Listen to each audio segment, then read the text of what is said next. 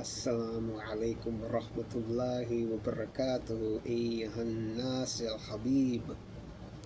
Peace be upon you in the mercy of Allah and His sanctification, O beloved people. Today we're about to do something that has never been done before. At least I've never seen anybody do it. So that means if you ever see anybody do it after this, that means they got it from me or they got inspired by the Creator. 9 times out of 10, they got it from me, because they're going to go on the internet, they're going to see it, and they're going to say, oh, that was fresh. I'm going to do that too. And that's cool, because I expect for people to do this. In fact, I would hope that they would do it, because it's going to make everything way better. Instead of me getting on here and just talking to you about what's going to happen, I'm going to show you with the astrology and back it up with proof with the books that I have right here behind me. So, without further ado, we're going to get into Uranus entering Gemini.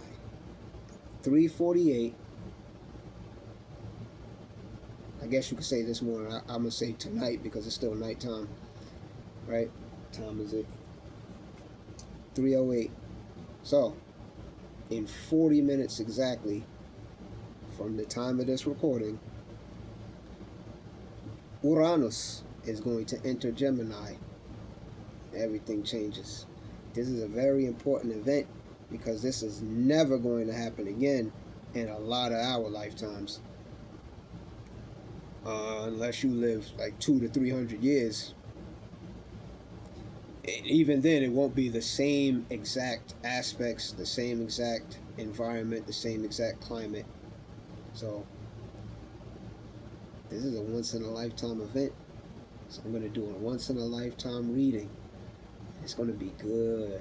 It's going to be good. I'm giving you time to get your popcorn, get ready. It's going to be a long one. Because we're going to go through everything. And we're going to break it down as far as the inner self is concerned.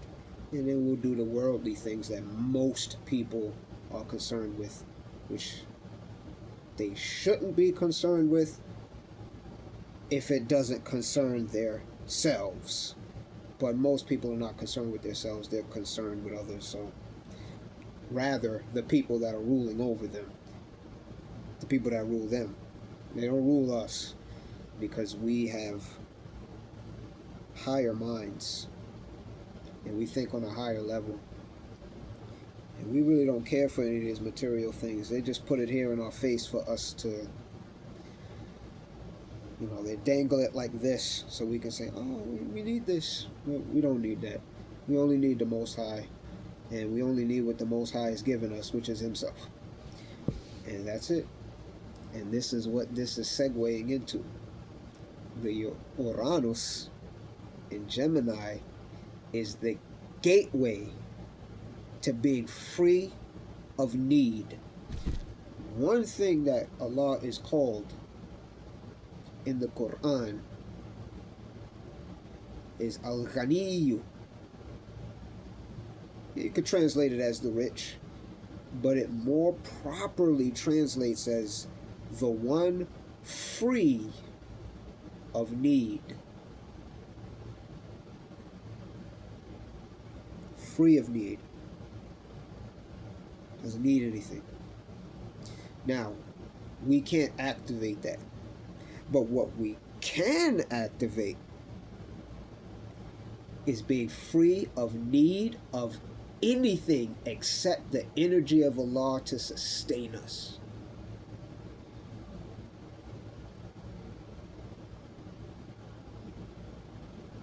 I paused on that one on purpose because I know that went over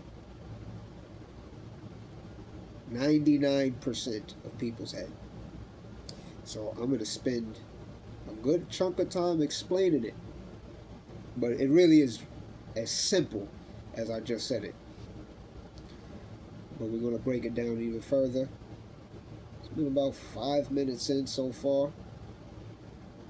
Get comfortable. Maybe you should take time to get pen and pad, maybe take some notes. Just give it time. 'Cause I'm ready. In fact, without further ado, let's start. Let's start with a good book. I know it's in shambles.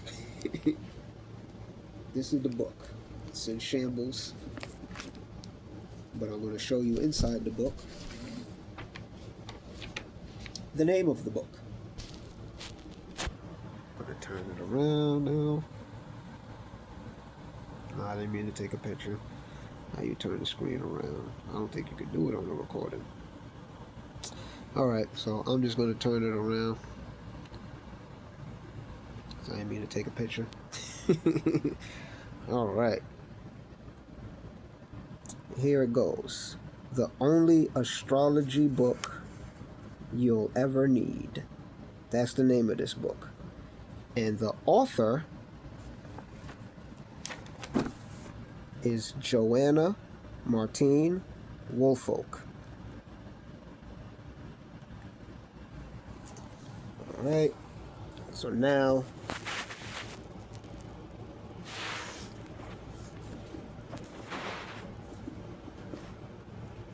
I'm going to read from the book. We're going to start with Uranus on page 218. Uranus is the planet of change and originality, symbolizing the element of surprise in your life. Uranus brings about sudden events and opportunities. It awakens, shocks, and revolutionizes. It is responsible for the flash of human genius that creates something new. I'm going to read that again. It is responsible for the flash of human genius that creates something new. One more time. It is responsible for the flash of human genius that creates something new, whether it be in art or science. It's going to be both of those. Do you often take an action that has no rhyme or reason? Are you attracted to an unusual line of work or to odd, colorful people? Do you feel that you are a more inventive thinker than those around you? Do you take an interest in modern science and the latest discoveries in the world?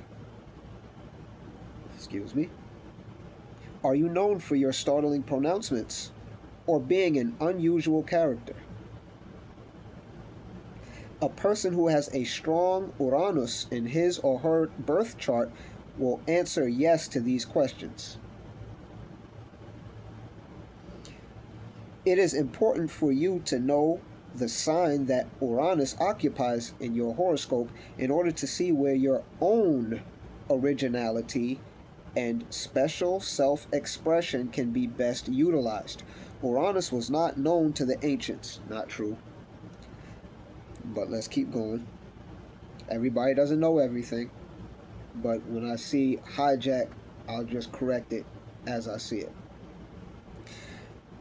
So there's no knock on the author for saying that, because a lot of people believe that, even though we can go to the ancient Assyrians and see that all 9 of the planets was up there. Right? If you want to consider that, in astrology, the sun is considered a planet. But as far as cosmology, all the rest of the other 9 were up there, as far as the 9 planets. So, if the ancients didn't know about it, how are all of them up there? But it's no knock, because they received the same garbage education that we did. But now we're enlightened. And it's going to explain why. Uranus, hold on, I apologize. Uranus was not known to the ancients, Cap, for the planet was discovered only in 1781, Cap, but let's look at the year, right? That's 1781, that reduces to 8. Uranus is what? They say that what, the eighth or seventh planet, depending on, you know, the energy you're using on where you're counting from. Uranus is the first of the 3 modern planets and the first ever to be found through a telescope. All right, so when you reduce to 8, 8 is Capricorn. Capricorn is ruled by Saturn, and Uranus rules over Aquarius, which is co-ruled by Saturn. So 8 planetary energy rules over Uranus structure. On March 13th, 1781, so during Pisces season, on 13, karmic number 13, got the numerology book right here. We'll go through that. 13 is the karmic number, right? Abuse of expression. 1 represents what the abuse, and 3 represents the number being abused, and the reduction to 4 represents how you, it represents how you rework the karma. So you rework abuse of expression, self-expression, through hard work. So let's keep it going. At Bath, England, at least that's how they would pronounce it, Bath, England, the British court astronomer Sir William Herschel, who was a Moor because it's 1700s, so yeah, Slavs wasn't doing anything of this magnitude, not yet. So 1781 is still a Moor, still a swarthy English, British, Judean Moor. So all of these people were still Moors. So I'm for the Moorish team. I'm for everybody first, right? Because I'm for Allah first. But the Moorish people need their history given back to them, which is a part of this Uranus. And the Slavs need their history given back to them. So William Herschel was a Moor. Moors were the only people doing these sciences at this time. Remember that. Sinara Moore discovered what he thought was a comet. After a year of careful observation, he verified that this heavenly body was a new planet in our solar system. New to them. The ancient Assyrians knew about it already. Herschel named the planet Georgium Sidus, Star of George, in honor of King George III of England, another Moor.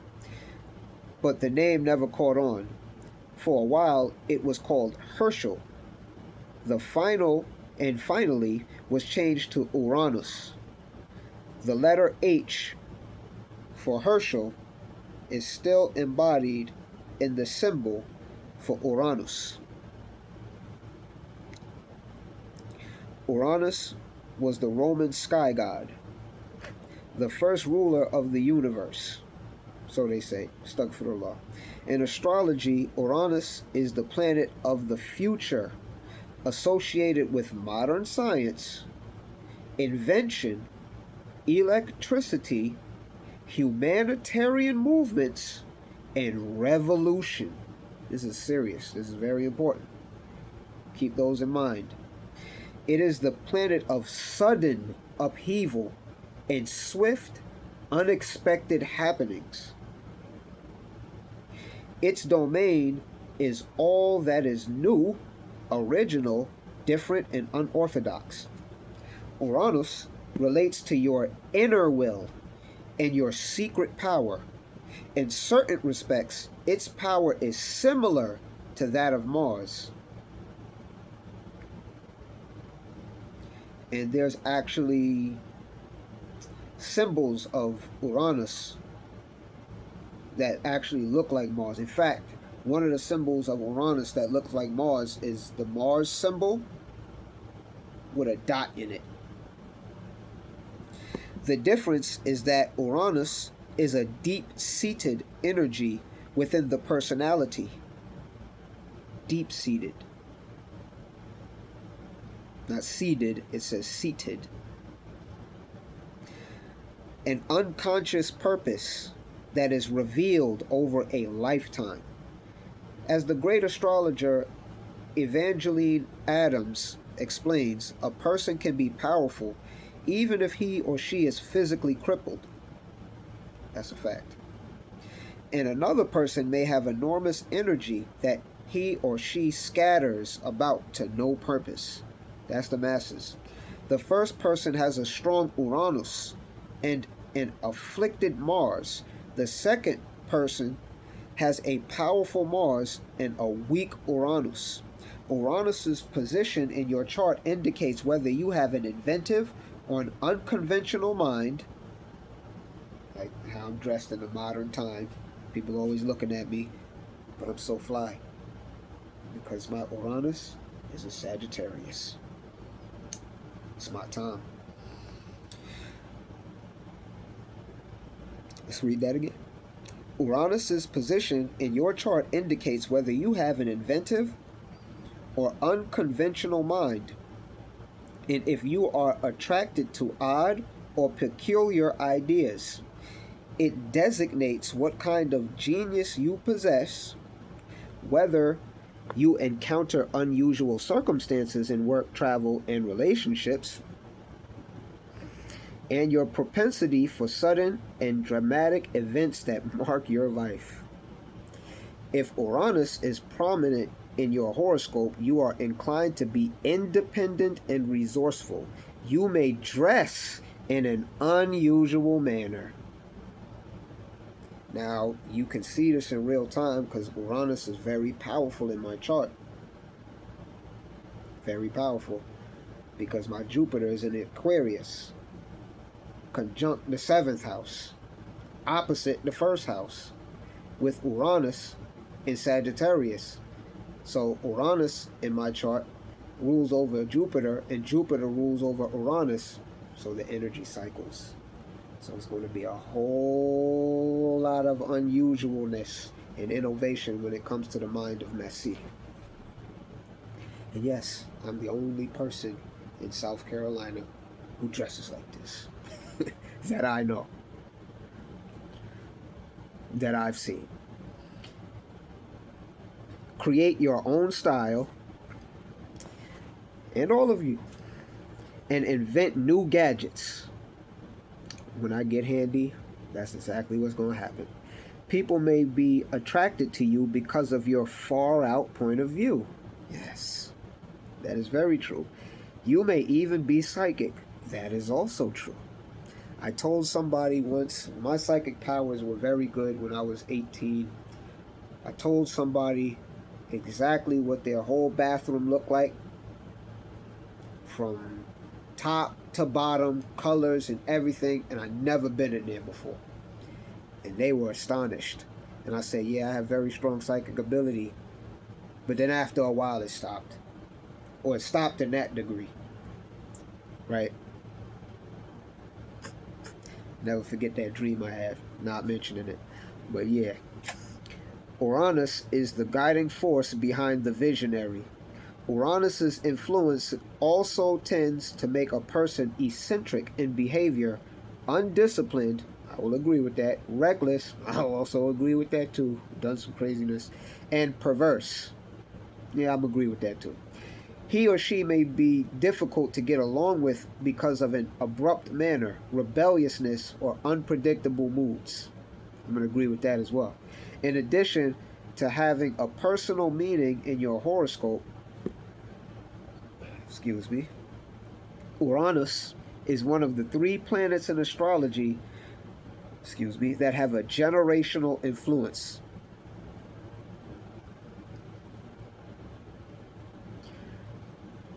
Where was I at? The 3 modern planets, Uranus, Neptune, and Pluto, are so far away from the sun that they travel very slowly through the zodiac, which is true. They tend they spend a long time in each of the signs. Uranus takes 7 years to transit one sign. So that lets you know this is a 7-year cycle. Those sevens is coming back, right? I did say 8, but I think it's, well, it's 8 rules the Uranus energy, but 7 also has to deal with Aquarius energy. So it's 7 and 8 energy that rules over Uranus, because 7 is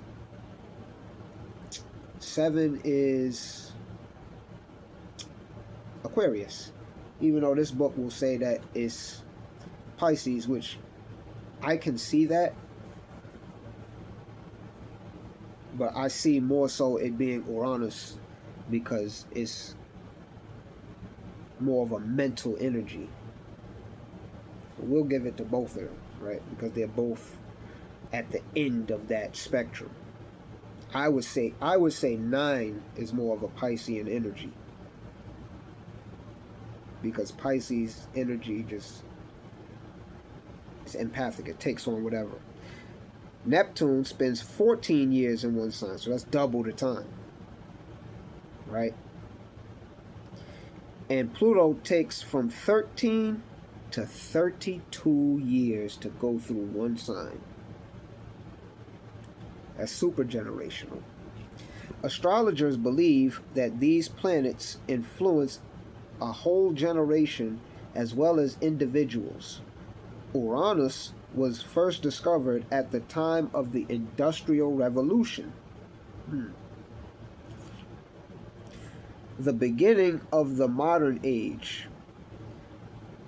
Well, so they say. The modern time of going back to the Stone Age, because or they could be right, because, you know, you look at those world fairs and a lot of the technology they had in the 1800s, you'll see we've gone backwards. But let's go. The planet's journey through the zodiac corresponds with the new discoveries of science. For example, between 1996, so-called, and 2003, so-called, it actually says I-996 in this book. It says I-996 in 2003, which really should be 1003. Uranus travels through the sign of Aquarius, the sign that it rules. Aquarius represents the airwaves, space, freedom of opinion, and far-flung communication. During Uranus's transit, the computer and microtechnology literally took charge of every aspect of our lives. How we communicate, do business, file information, etc. Just like I'm on the phone right now recording this video to upload to the internet. Another thing that Aquarius and Uranus rules. Indeed, the world is run by the microchip. It's run by Allah. People allow their minds to be run by the microchip. And scientists say the computer has changed the very way human beings think. No, scientists have changed the way human beings think using the computer. That's about to go away. We're going to find out. We'll find out why. Uranus is the ruler of the new age we are in, the co-ruler, to be exact. The age of Aquarius. See chapter 13. Which is actually 100 pages. 100 pages forward from this page. This is 219. It's on 319. Uranus brings change into our lives, new situations, and new people. Oh, the people gonna be very new. Its gifts are always sudden and ephemeral. You have to take immediate advantage of them before they flash by. The message of Uranus is to move with change and not be afraid of the future.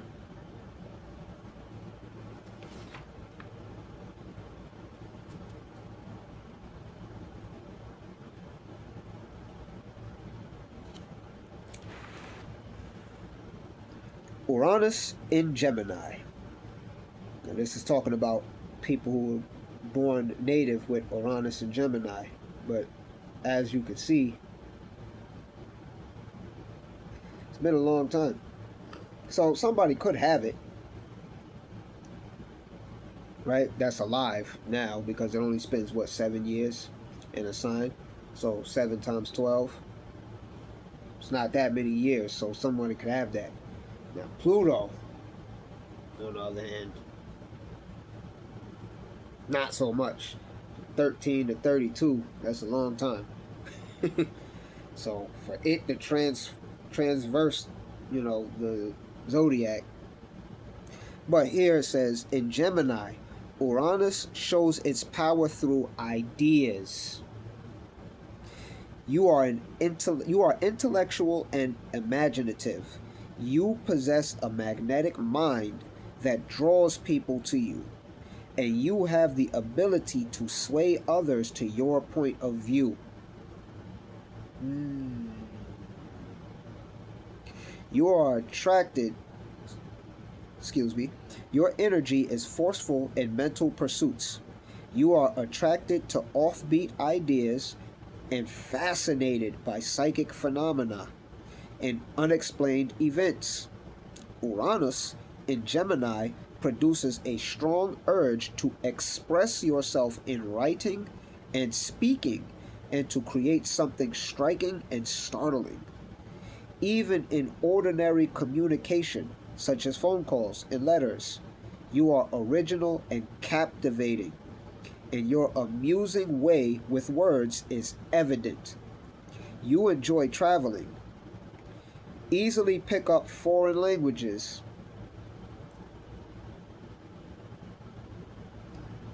Alhamdulillah. Landed on the book, but you're going to have to get off the book, because I'm reading from the book. One of Allah's creatures blessed us with its presence. Alright, insect. He wants to study too. Unusual things happening already. You enjoy traveling, easily pick up foreign languages, and have an aptitude for music. I feel like that describes me without even going into it. But it makes sense, because my Uranus is in Sagittarius, and every sign is a sign pair. So Sagittarius opposite is Gemini. So, I never thought of reading it like that.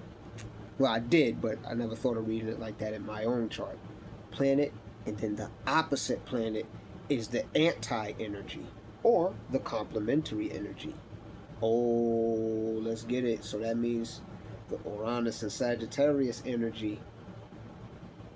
Let's do it. Yeah, you left? Alright, cool. The creature left. Small little insect. Uranus and Sagittarius. So this is the balance energy. In the freedom-loving sign of Sagittarius, and this is my placement where I have it, Uranus exhibits itself as pioneering and adventurous. You are very independent and rebel against anything overly organized and structured. That's why I could never stay in any of the conscious groups. I came, I learned, I left. And I left with all of the knowledge that I needed. But I always took the best parts. I'm not for the disparaging of the groups themselves. A lot of people, because this is the age of the water bearer, a lot of people, they throw out the baby with the bathwater, bearing the water out. I don't do that. I don't disparage any of the groups that I gained knowledge from. I honor all of the groups that I gained knowledge from, because that was the stepping stone. But you don't stay on the step. You keep stepping up and up and up. Now what happens is, if you say, oh, this is the pinnacle of knowledge, and you stay there, you're actually not honoring the knowledge that you're being given. I started out in Allah's 5% Nation of Islam. I'm not going to call it NGE, because that name's blasphemous. Right? It's not disparaging. We're just following the laws of the Most High. Not to call any other things other than the things that they are. Otherwise, you move into idolization, meaning you move in idolatry, which means you move out of true self-love. Because if you love yourself, you love the Creator. And if you love the Creator, you love yourself. And if you move out of that, then you start loving other things outside of that dynamic. And that's where the first commandment comes in. Thou shalt not put the faces of other gods before my face. So it's not that other things are not God. Those other things are not you. You don't call yourself God, because La ilaha illallah, no God, if not the God. Let's take the G word out of it, call it what it is. No life governing power, if not the life governing power. No one, if not the one. Easy way to do this. We don't have to look any further than supreme mathematics. What other number could you get if you didn't have one? I would say I'd wait on that, but we got work to do. The answer is obvious. None. Couldn't have any other number without one. So, the commandment is literally saying, put one first. But you guys put the cart before the horse. You put two before one. And then wonder why you're scrambled up in math. Math being life. Let's go. At times you are restless and quite reckless. That's true. You are proud and courageous and often have an unconventional point of view. True. Though you don't necessarily seek it, Uranus promotes financial luck through investments and speculation. And they're very true about that. I don't seek anything financial. The only reason I even get money is to take care of myself and to take care of my children. That's it. I have no desire for money. I only have desire for freedom from money. True freedom from money. Not, oh, well, I'm financially free. No, I don't need it. At all. Nor the people who have it, nor the people who make it, nor the people who promote it. And still live a life of greater abundance than anybody with money ever could have. Only way you're going to do it is through Uranus. Isn't that right, little creature? It knows. It's loving this. It's loving this work. Let's go.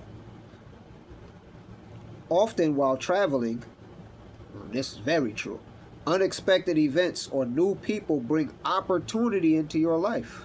Always. Uranus in this position also endows you with prophetic vision and insight, like what I said earlier, and you can often tell when something important is about to happen. That's why we're here. I told you it's going to be a long one. Let's get it. So let's go to the age of Aquarius, page 319. Watch out! I don't want to crush you. I don't like hurting Allah's creatures. I wish I knew how to turn the screen around. But I don't want to mess up the video because I want to show you guys what's in the book. But I don't know how to turn the camera around. I apologize. But you can see that I'm reading from the book.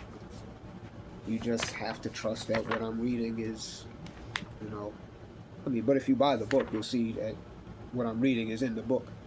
Unless the new version of the book has different wording, but it should be pretty much the same. Clearly it's not my book. But anyways, because I ain't write a book yet. The book I write, I don't even care about money. I just care about, if people read that book, they're going to be wowed. If it even gets to that point where I'm trying to go. The Age of Aquarius, chapter 13, Age of Aquarius. Everyone seems to have heard about the Age of Aquarius, depending on which astrologer you consult.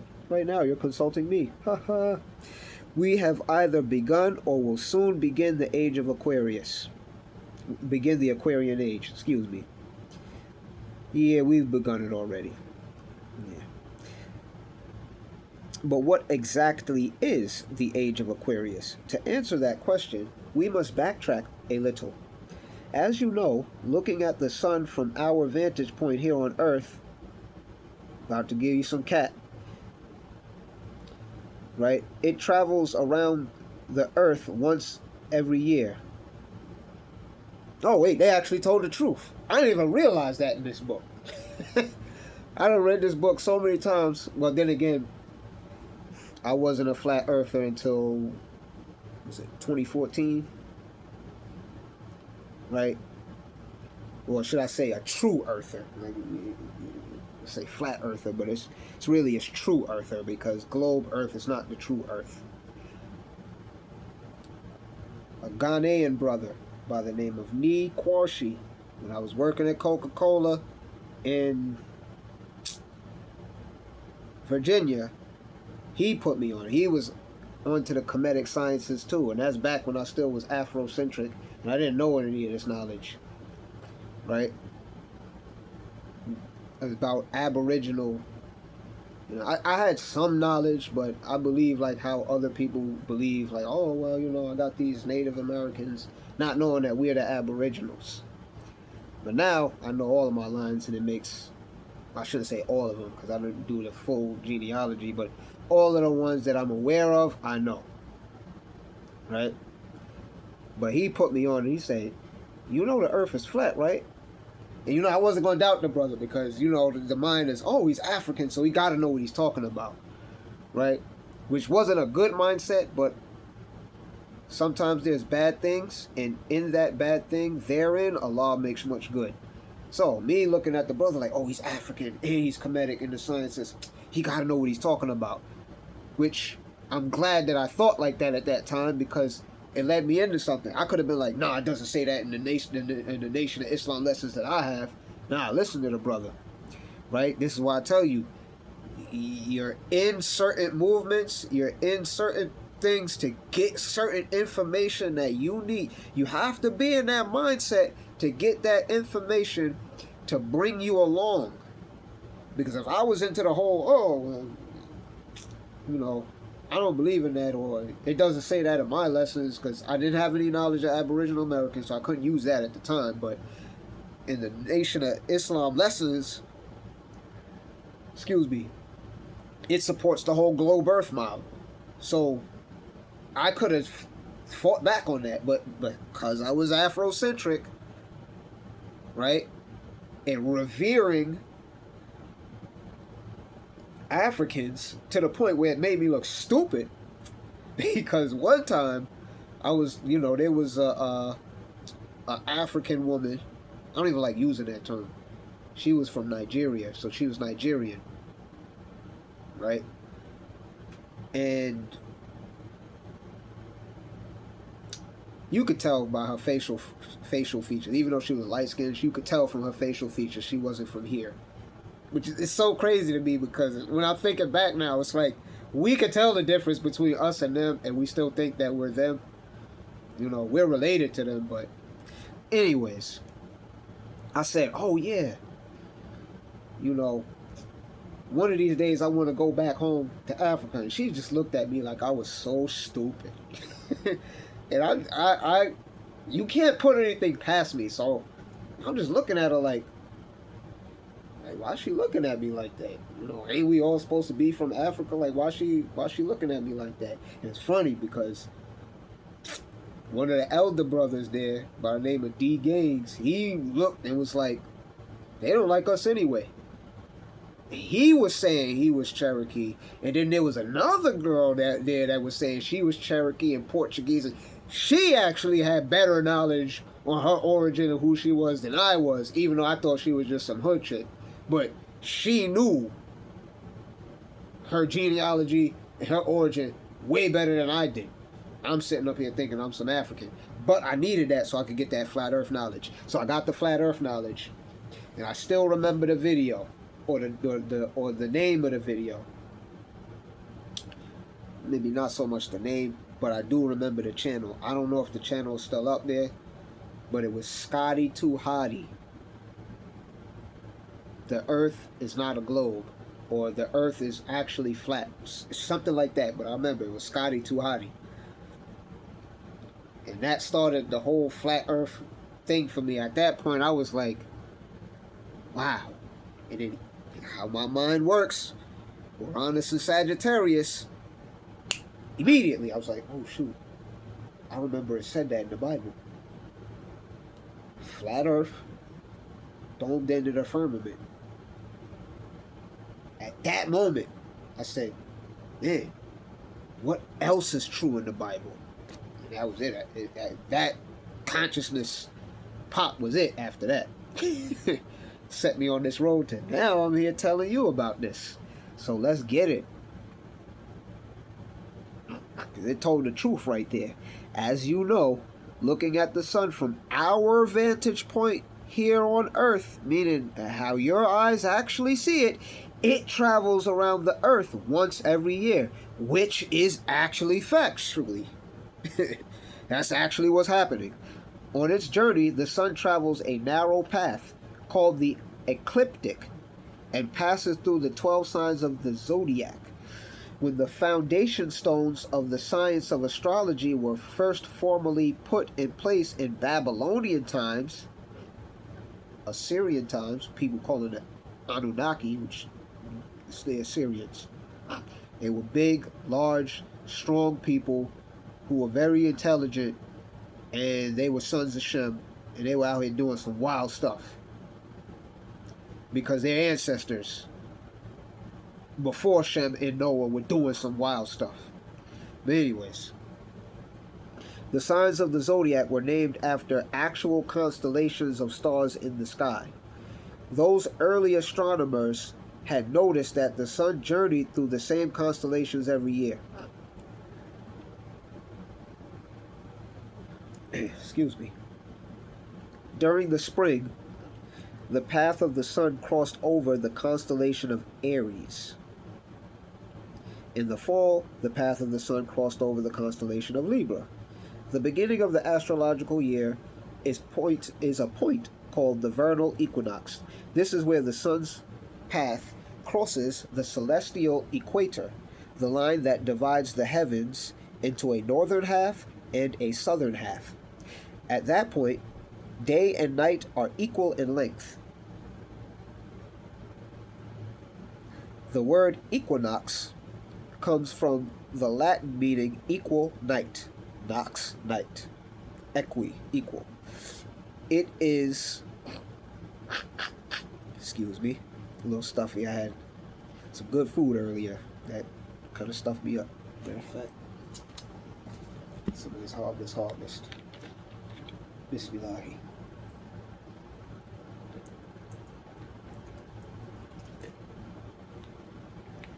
الحمد لله الذي أطعمنا وسقانا على ذلك ومشروب أشهد أن لا إله إلا الله وحده لا شريك له الله أكبر.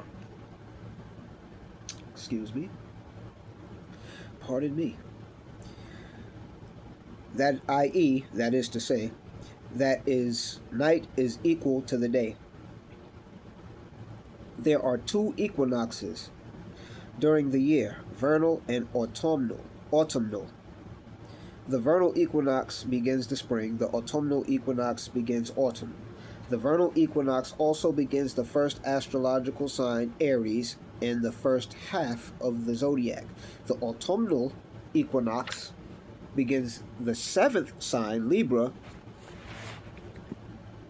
and the second half of the zodiac. When astrology was formalized, the vernal equinox signaled the beginning of the sun's entrance not only into the sign of Aries, but also into the constellation of Aries. This is true until, the cataclysm of the flood happened, and then it wasn't so, because the days used to be exactly 24 hours, not 24 hours and change. The year used to be exactly 360 days, and everything that happened in the heavens was exact to the number. But after the cataclysm of the flood and the breaking up of the great deep, this stuff was off. At the time, the two were considered to be identical, right? Since then, however, astrology and astronomy have diverged. It's not, they're probably not going to get into it in this chapter, but it's because of what I, just said. It's because of the Great Flood. The signs of the zodiac no longer correspond to the same constellations in the sky. That is partly true. Thus, nowadays, when an astronomer talks about Taurus, he or she means the actual groups of stars in the heavens that make up the constellation of Taurus. When an astrologer talks about Taurus, he or she refers to the second astrological sign, that 30-degree segment of the zodiac that controls a whole set of characteristics, symbols, and associations. It was in the 2nd century BC, questionable, not going to say cat, but questionable, their timeline, that a Greek astronomer named Hipparchus, spelled Hipparchus,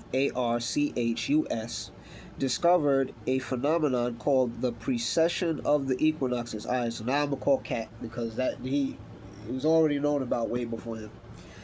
Anyways, he found that ever so slowly, the Earth shifts in its positions as it spins through the solar system. Oh, reference for how I know that that's cat, emerald tablets. Here in America.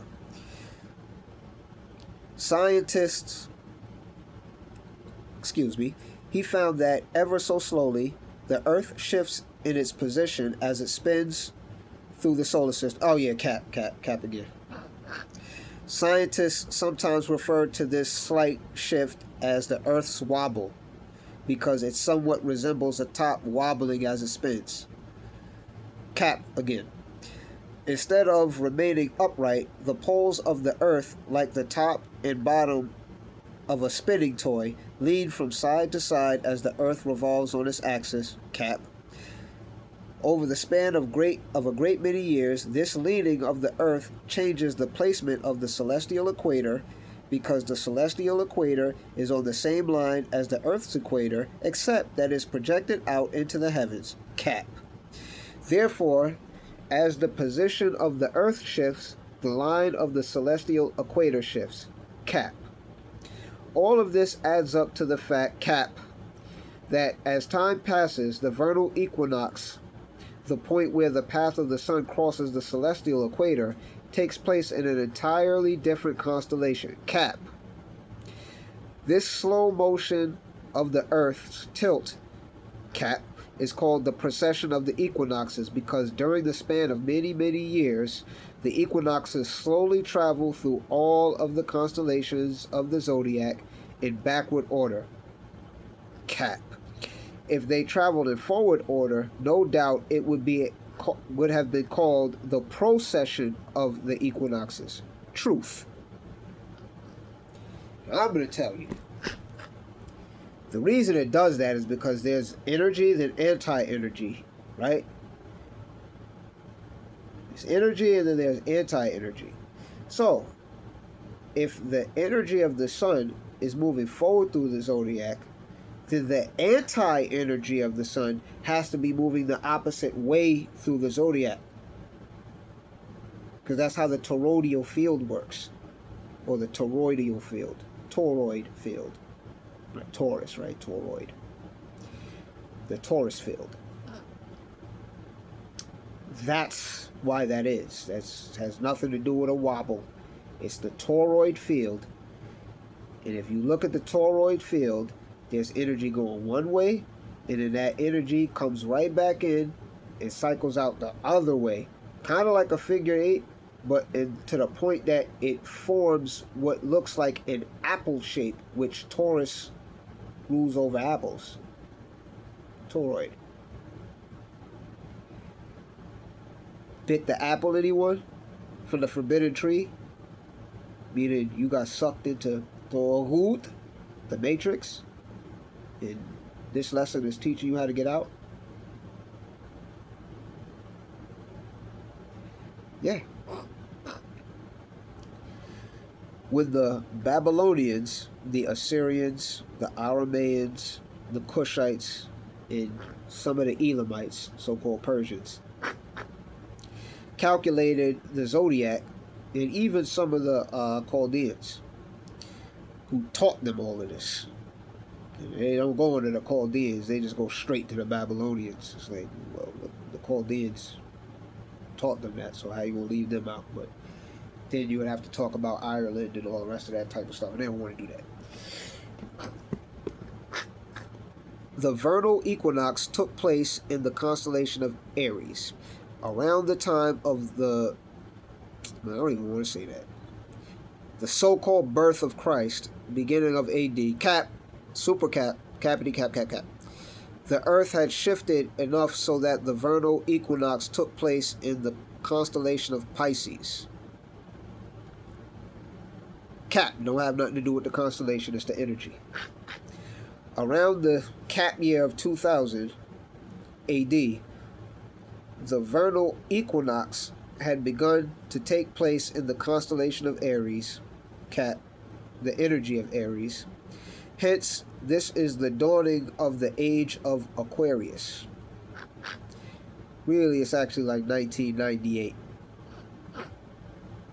That's actually when it really took place. What?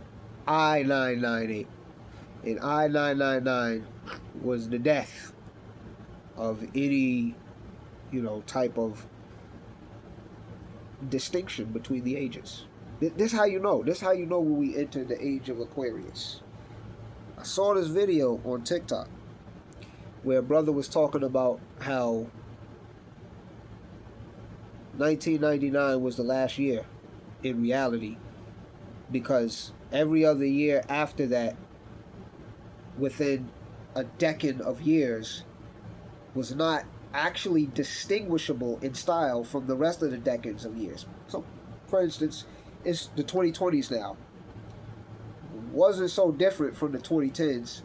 Wasn't so different from the 2000s. Early 2000s.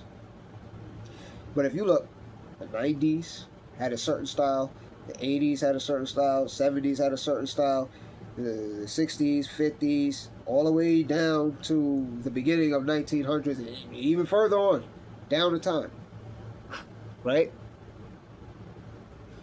I mean, I was about to give away my age. Not until, not until my solar return. I'll let y'all think I'm a lot younger than I am. But yeah, I can agree with them. Having lived through, I probably gave it away already, but having lived through some of those times that they were saying, I know for a fact, through experience, what he was saying was true. The only thing that's changing now, as we're seeing from what we're reading, is technology. And that's not actually changing. You're just being slowly introduced to what they been had already. Since the 1800s. They been had a lot of this stuff. In fact, I saw a video that was explaining how they already had video call, and they video called on a big screen from the so-called U.S. to Germany, meaning that these people was in cahoots, because this was supposed to be during the time of their warfare. Go figure. None of these nations are supposed to like each other. Not necessarily World War, but these nations didn't like each other, so to say. So why are they going to do a video call? Anyways. Little by little, at the infinitesimal rate of approximately 1 degree every 7.5 years, the equinoxes move through the zodiac. There we go with the 7 again. In the space of about 2,150 years, goes at 8 again. It's going to keep coming. The equinoxes move through one sign of the zodiac in the time span of approximately 25,820 years. There's that 8 again. 252, that's 9. 9 and 8, anything added to 9 is itself, that's 8. So that lets you know that cycle, even the cycle itself, rules over Aquarius. So this is really like the greatest age ever, where you can literally use your mind to create. Astaghfirullah, Allah creates. You can use your mind to invoke and receive your reality. The equinoxes move through the entire 12 signs of the zodiac.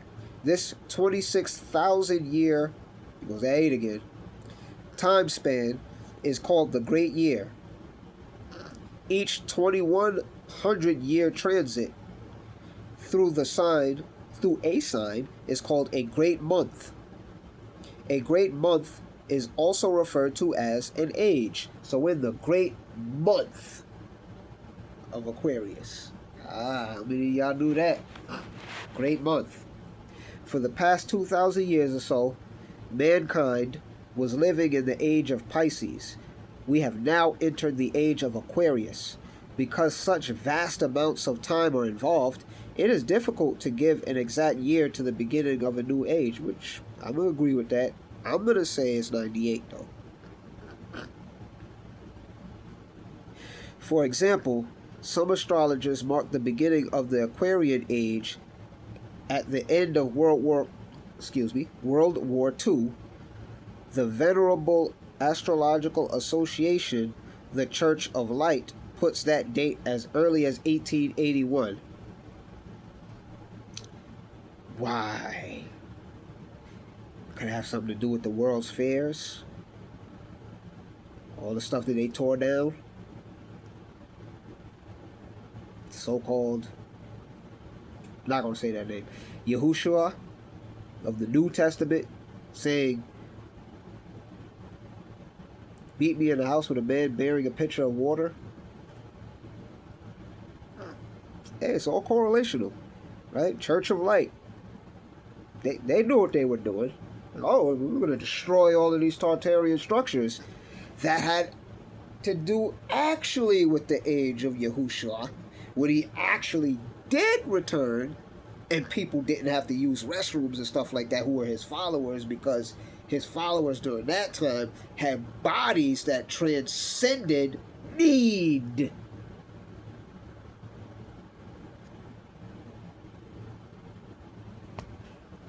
Evidence, right?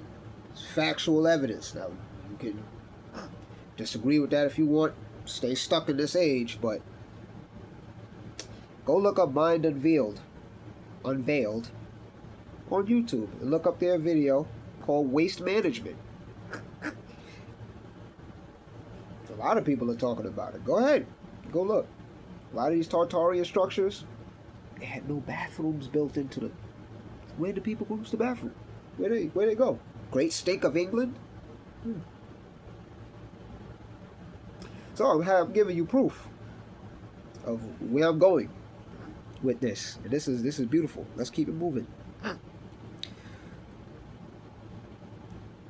Astrologer Capel McCutcheon, spelled first name Capel, last name MC, capital C, UTCHEON. So it's of Irish ancestry with the Mick.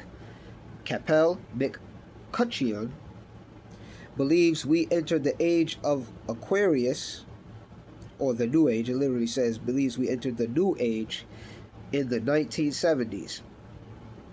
I mean, none of these are really far off, you know, considering what was going on in the times. I'm still going to say it was 98, but because that was the culmination of a lot of this stuff. The 1881, that was a significant time. 1970, that was a significant time. 1881, that's 9. 1970, that's 8. And the 8 again. With the advent of the computer, the computers was already here though, which is why I don't lean on that. I look at that as a cusp. We're on the cusp of the age of Aquarius, but still in the age of Pisces, which means there's going to be Aquarian age tendencies still happening, or happening while it's still in the age of Aquarius. Just like when we move into the age of Capricorn, I shouldn't say we, unless we gonna live for as long as, the Atlantean cheaters was living, when they was keep, like, not gonna say Thoth was cheating, but I mean you can't cheat death. You're gonna die anyway. Once the trumpets is blown, everybody's gone. Doesn't matter. Obliteration, Zeno style. But yeah, if you're gonna keep getting in a pod like Apocalypse and keep being regenerated until you come out, because you don't want to die, it's kind of is cheating. And if you think people not still doing that, it is one of the things you're about to get revealed to. Moving on along. The psychologist Carl Jung and the astrologer Charles Jane, regular Charles, Jane spelled Jayne,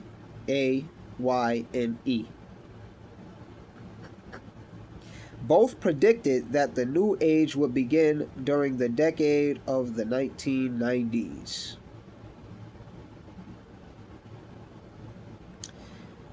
And they weren't that wrong. Pardon me. Those are still a little stuffy from that good meal I had. Excuse me. Pardon me for just a second.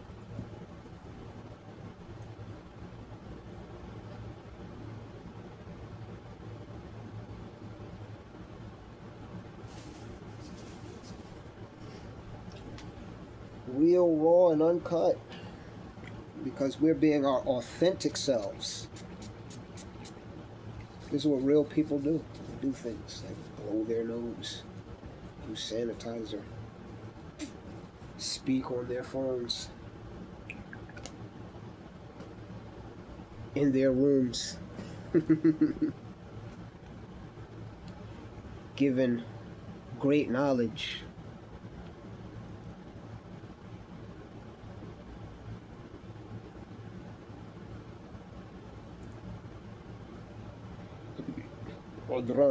Excuse me.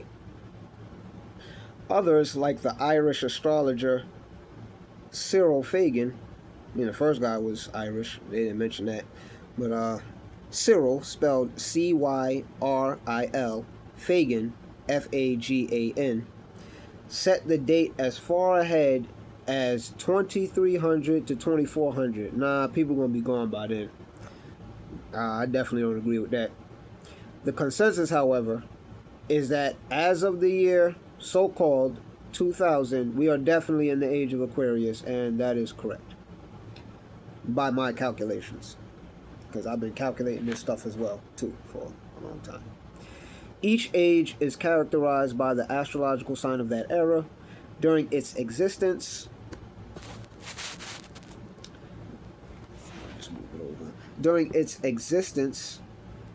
our Earth has gone through thousands of great years. Scientists, or liars, estimate our Earth to be as old as 4.6 billion years. Cap! Which means that it has passed through almost 177,000 great years. Pardon me. No, that's not 8, that's 6. Doesn't matter, that's still cap. But man's ancestors, creatures who first walked upright on 2 legs, more cap, have been on Earth for only 115 great years. There go that 7 again. They gave you the cap with the 6, right? Cat. 3 million years, cat. And Neanderthal man, ancestor of the Slavs, walked this earth only 9 great years ago. More cat. But as far as, all of this is concerned, you gotta dodge the hijack with this. Shout out to Corey Mayo. Gotta dodge the hijack and, yeah. Negativo. Astrologers trace mankind's written history only as far back as the age of Leo.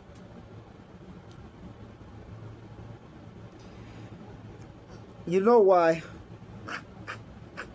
Because the age of Leo, it says circa 10,000 so-called BC.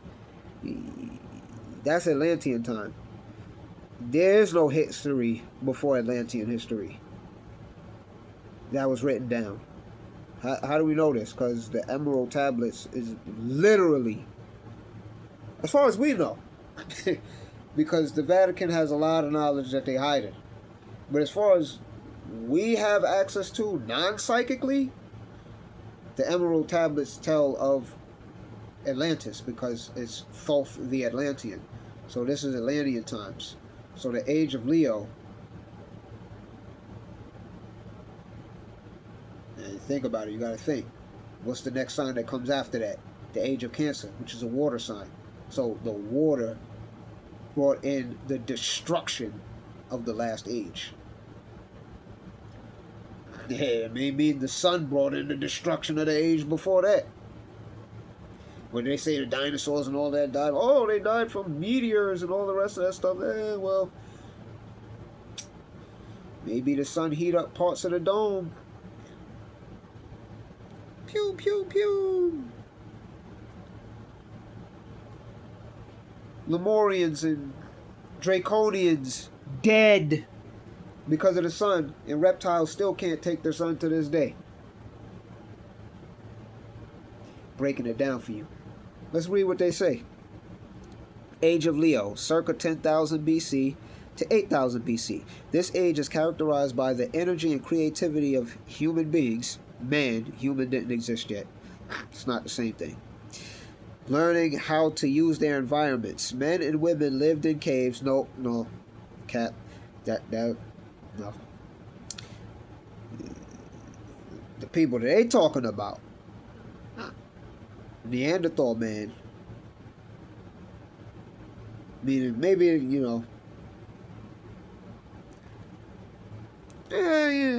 yeah.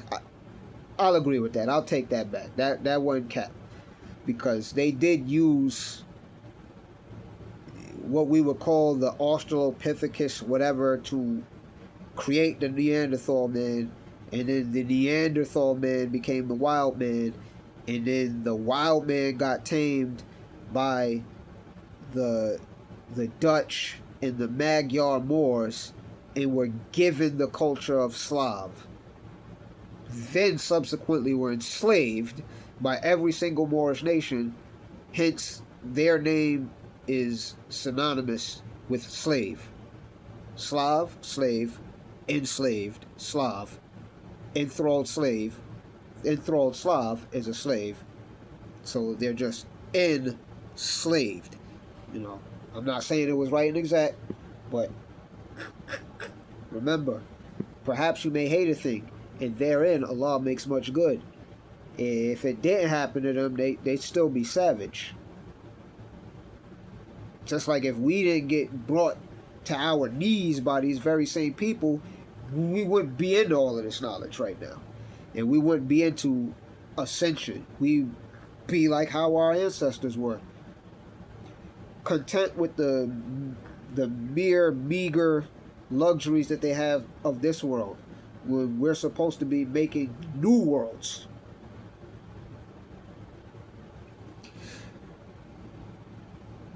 Neanderthal men and women lived in caves and learned to refine highly finished and polished stone implements.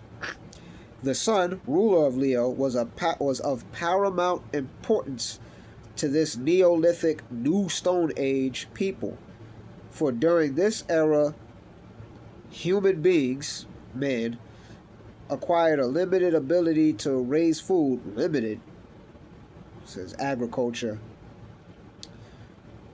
This cap, but anyway,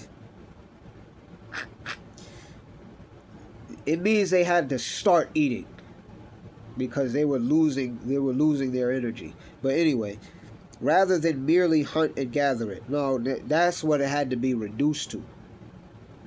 But let's keep going. According to astrologers, cave paintings from this age, they don't know, man's first written history show a marked Leo influence. Cat. Now, let's look at the anti-age, see what they say. This age is marked by, age of Gemini, circa 6000 Cat BC to 4000 Cat BC. This age is marked by the development of writing, Cat. Gemini is the sign of communication. Writing, I mean, how they going to tell you man's first written history is in the paintings and then proceed to tell you the development of writing? But we have the emerald tablets from Jehuti.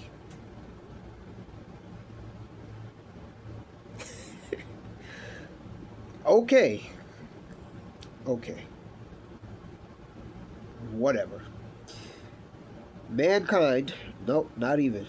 Man expanded its intellectual capacities by beginning to record and store information. Cat. It's always been that way. The invention of the wheel made rudimentary commerce and travel possible, both ruled by Gemini. This is super Cat. I don't even know why I bothered to read that. So I'm going to tell you what it is. Gemini is mental versatility. So during this age, you want to say 6000 to 4000 BC,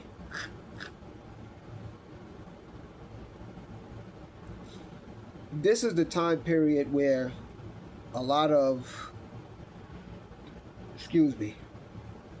they actually say it somewhere else in this book, where a lot of the astrological knowledge was coded,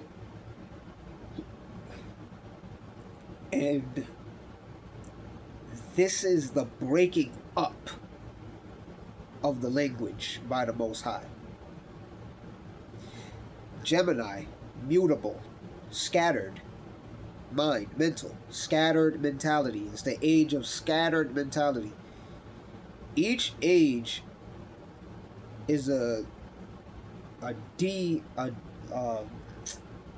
degrading, if you will, of the age before it. It just is how it is. Remember, you're going backwards through the zodiac, so every age gets worse. The reason this particular time is important, and Uranus is in Gemini right now, as I'm talking. That means that this is the point which is opposite the point of what I just read. The fall of Atlantis. This is the rise of Atlantis. If it's the opposite, it has to be the opposite. That's why they start with the age of Leo, because the age of Leo is the fall of Atlantis. We're in Atlantis right now if you're in America, so this is the rise of Atlantis. So we're on the rise, and then when it gets to the Leo, that's going to be the fall again. If it even makes it that fall, if Allah, doesn't blow the trumpet before then. And like I was telling somebody else, how do we know the trumpets are already blown and we're already the Walking Dead? How you know we're not finished already and we're already on borrowed time? Right? Innovative thoughts. Everybody thinks they're alive, but they see death everywhere. And what I mean by that is not the physical death, mental death. Like, even in this age of enlightenment, people are still lost, even with the information. It's going to be proved.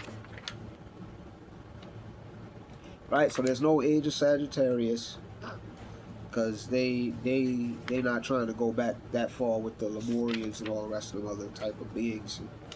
But this is a good starting point. I really wish I could turn the camera around.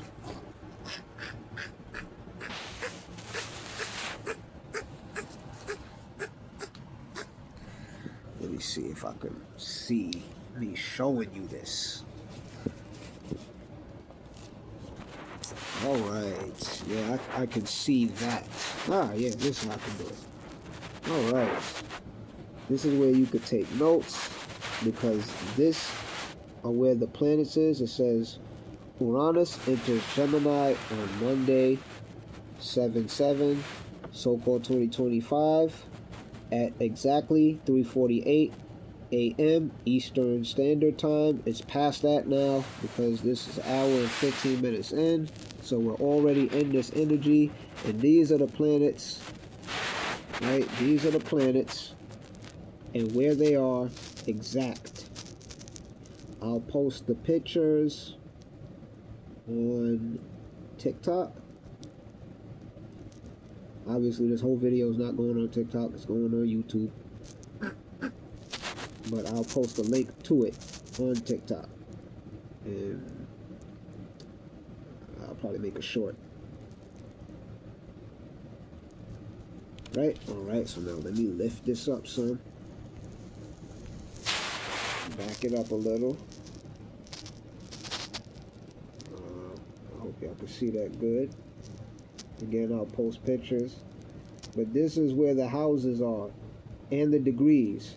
Now, if you can see this, I want you to notice something. Because I use the equal house system. I don't use the tropical and all the rest of that, because in the book that I was just reading from, it said that the oldest form of astrological birth chart use is the equal house system. And in the book called How to Be Your Own Astrologer that I have from Sybil Leaks, she says the same thing. She uses the equal house system, and that is the oldest form of birth chart used. So all the rest of these things is some new stuff. I'm not going to say it's cat, because it probably has its uses, but it's not the oldest, and it's not the most accurate. Almost the more ancient it is, the more reliable it is. Right? But I want you to notice how every single house starts at 7 degrees. So there goes that 7 again. 7 degrees Gemini, 50 hours, 27 minutes is the first house. Right? So these are the houses. I'm going to put it down now. Let's start to read. Alright, so when the sun enters Gemini, the sun is at 15 degrees Cancer, 27 hours, 55 minutes. The moon is at 4 degrees Sagittarius, 52 hours, 8 minutes. Mercury is in 11 degrees Leo, 7 hours, 39 minutes. Venus is in 2 degrees Gemini, 57 hours, 37 minutes. I forgot to put a extra.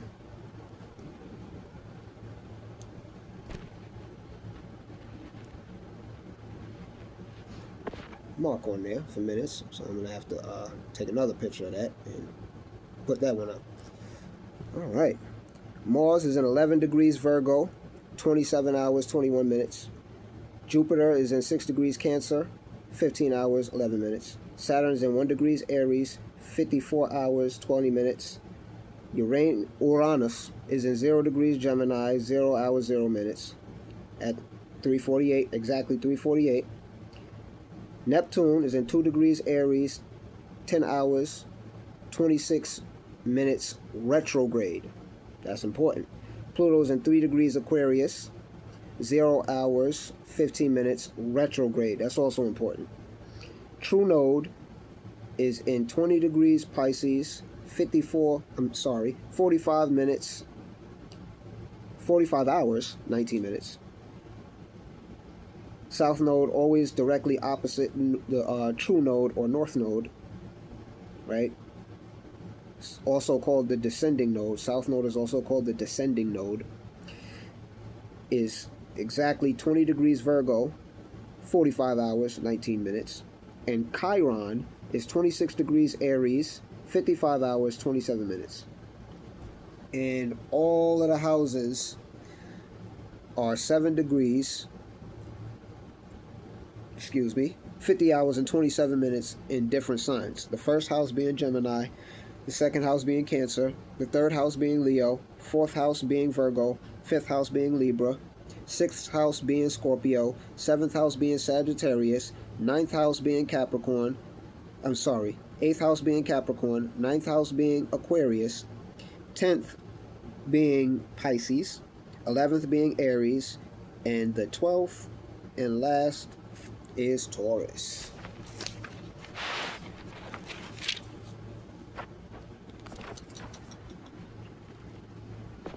That's how I have to do it for now, till I learn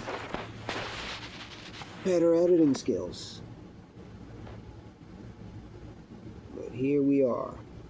These are the houses, right? So I'm putting this on here to show you house meanings,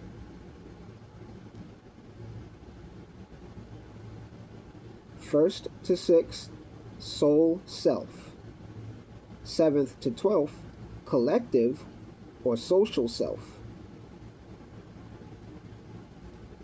right? And then we have planets in the houses and which planets are in which houses. So here we go with that, and I'm going to begin to read that to you. Right? So, got the house meanings. First to sixth is soul self. Seventh to 12th is collective or social self. First and seventh houses are identity, because all of the houses are pairs. They have pair meaning. Right? Because they're house pairs. They're not just houses by themselves. They're house pairs. So first and seventh is identity. Second and eighth is value or worth. Third and ninth are epistemology, meaning where and how you derive your knowledge from. The study of where and how you derive your knowledge from. 4 and 10, the fourth and 10th house is psychology. The 5th and 11th house is aspirations. And the 6th and 12th houses are condition, status. Planets in the houses. So, the planets that are in the houses based on the degrees that I gave you of the planets and the degrees that I gave you of the houses. Planets in the houses. Jupiter is the first house. Jupiter is in the first house. Right? The first house houses Jupiter. The second house houses the Sun. And Jupiter, right? Jupiter is interpreted because it's on the cusp. Third house houses Mercury. Fourth house houses Mars in the south node. Fifth house houses no planets. The Libra house cusp is ruled by Venus. So wherever Venus is at, the affairs of this house are interpreted where Venus is at. And whatever rules Venus decides what happens in the houses ruled by Venus. Gets intricate. Sixth houses the moon. Seventh houses the moon because it's on the cusp. Right? It's on the cusp of the seventh house. The eighth house houses Pluto, which is in retrograde. The ninth house houses no planets, none.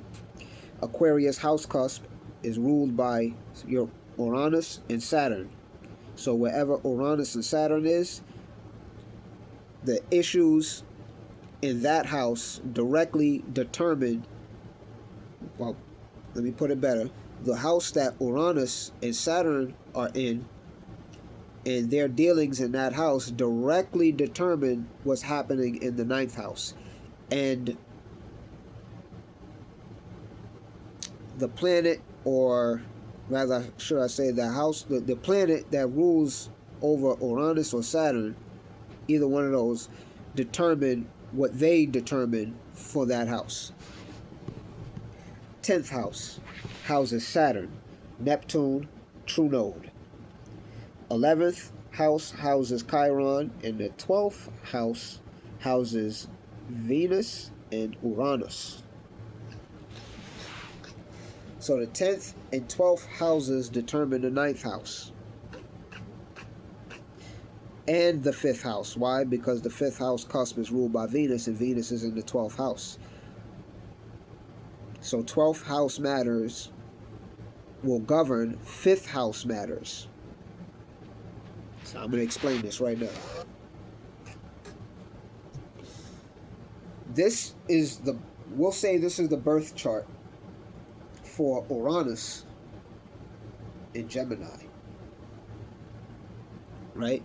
Where Uranus would be considered as the sun, right? So we're looking at it as if that's the sun sign, because we're interpreting things, in this birth chart for Uranus ingressing Gemini. All right, so the 5th house is soul, self, aspirations. Soul, S-O-L-E, not S-O-U-L or S-O-L, even though those are related. But soul is in singular self, right? Singular self aspirations are governed by Venus in the 12th house.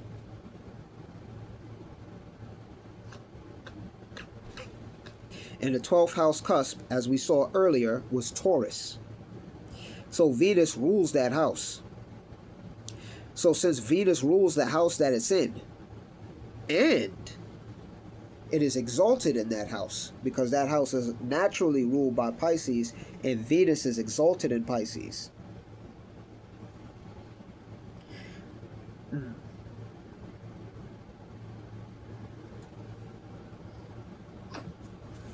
I think this book tells all of the exaltations. It does. It does.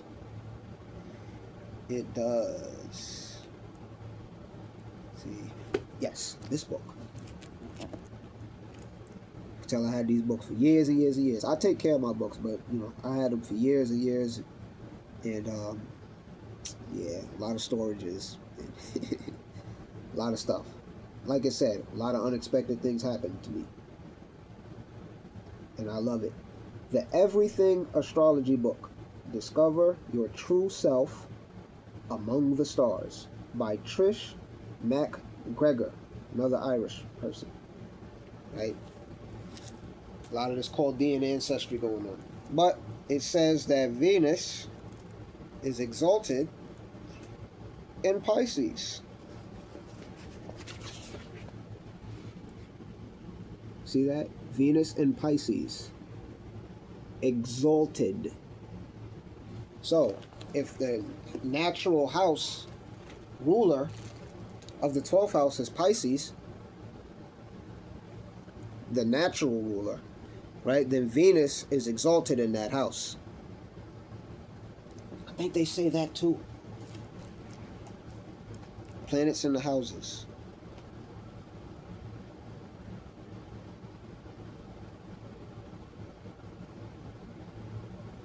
No, they just say which ones are dignified.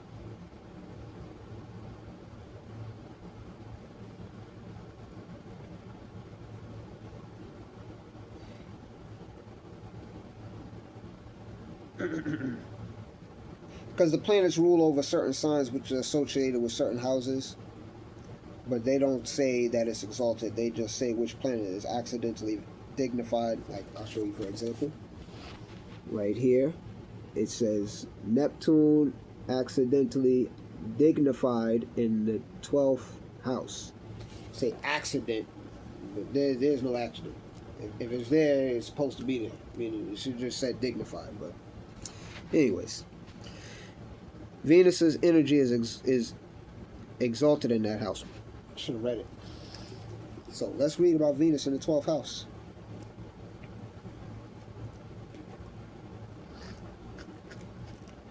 Right?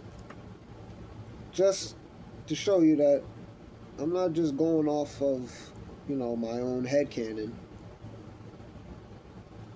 showing you books that I've studied for years to come up with a lot of this knowledge.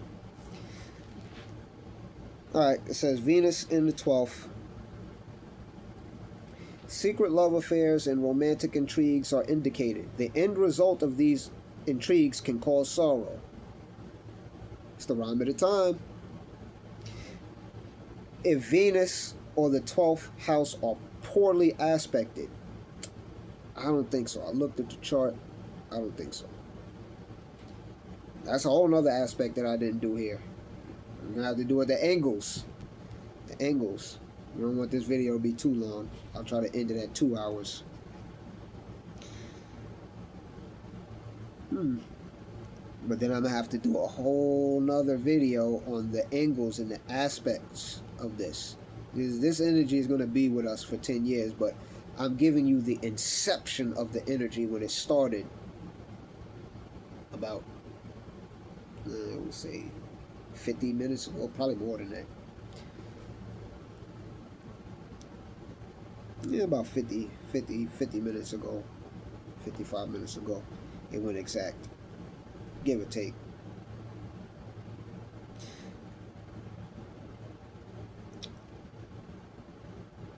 I said it was 40 minutes.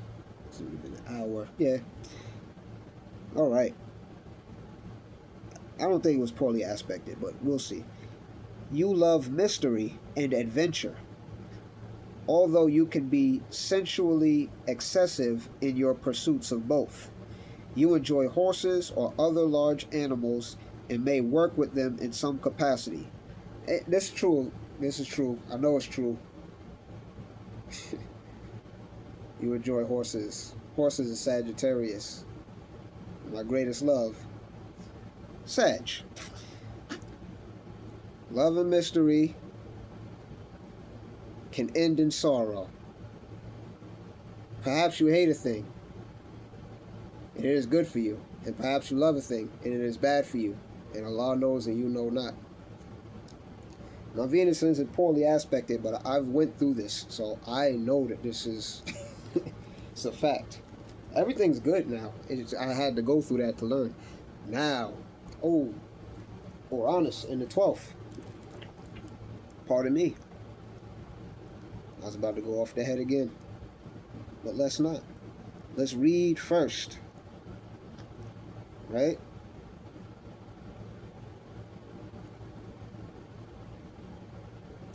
Uranus. Good news, eh? Your intuition is well developed, but your personal freedom may be stifled in some way. We're all trying to get out of something, right? Perhaps you have repressed your own freedom, given into Torut, the Matrix.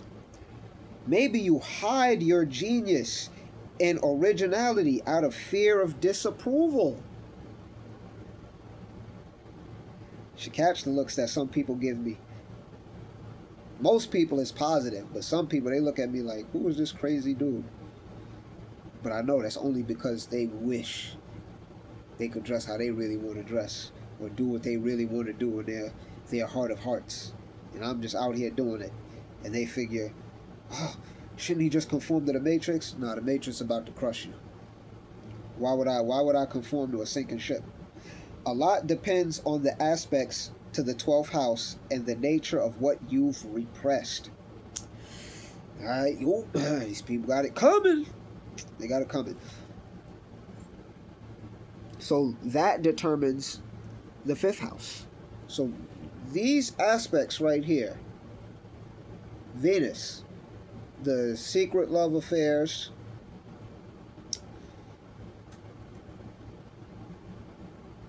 the love of mystery, right, and adventure, the pursuit of both, right? that determines. We're not done though. We're gonna go here. The only astrology book you ever need. Here's the houses. What does it say about the 12th house? This is the house of secrets, sorrows, and self-undoing. Now,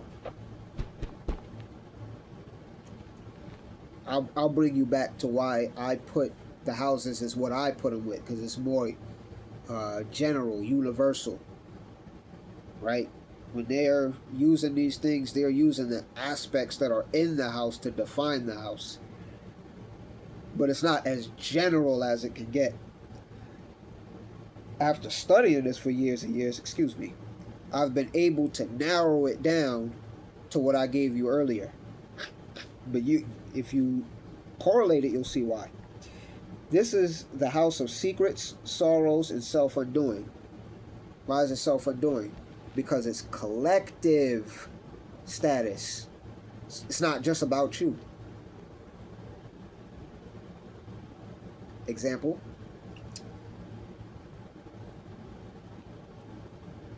No, I won't use that example. I won't use that example. I'm about to put myself out there. It is the most mystical of all the houses, the final house, and the end of the circle. Did say secrets. This is not necessarily a negative and gloomy place, but it does define the limitations placed on your life. It does define the limitations placed on your life, including by yourself through self-undoing behavior. I'm going to agree on that because I almost outed myself again by saying something that I probably shouldn't have said. This house governs disappointments. It was disappointing. Accidents. Did break my leg. Trouble and self-defeat. It rules unseen forces. Yeah, I didn't see that coming. Secret enemies. They don't want me as an enemy, so they better remain secret. Escapism, I'm going to agree with that. Asylums, hospitals, and prisons. The 12th house has been called the house of karma. That's true. The house of spiritual debt. That's also true. For it contains the rewards and punishments for the deeds one commits in this world. This is the house of judgment. This is the house. Yo, I didn't even realize it was this deep. This is the house of the judgment. This is the house. This is the house of Yaumul Qiyam and Yaumid-Din. The day of resurrection and the day of the dead. So all of that energy you can find in the 12th house. And remember, Uranus is in the 12th house. So not only is 5th house energy ruled by the 12th house, but 9th house energy is ruled by the 12th house. And it has to do with the afterworld, the afterlife. So actually, this literally could be it. This could be like, if we are still here and we're not just on borrowed time, which I think we are anyway, then that means that at this particular point, remember, this is the inception of the energy that's going on throughout the ages. Just like the movie Inception. They put the idea there and that's it. They seeded it in the dream. This is the dream. Neptune rules dreams. Okay, so where's Neptune? In the 10th house. 10th house, Saturn. What's the 10th house? Okay, if this is Taurus, let's go back. Taurus, Aries, Pisces. Neptune rules the house that it's in, but it's ruled by Mars, which is in the 4th house. The 4th house, right, start from Gemini, Cancer, Leo, Virgo, is ruled by Mercury. Mercury naturally rules the 3rd house, So it's dignified here in the third house, but the third house is Leo, which is ruled by the sun, which is in the second house.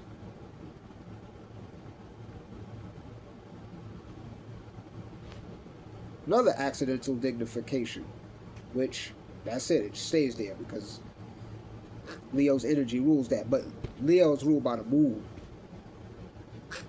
It gets we gonna get there. It gets crazy. Leo's ruled by the room. I mean, not Leo. Pardon me. Leo is ruled by the sun, but the sun is in Cancer, so it's ruled by the moon, which is in the sixth house, and interpreted in the seventh house. But the sixth house is what?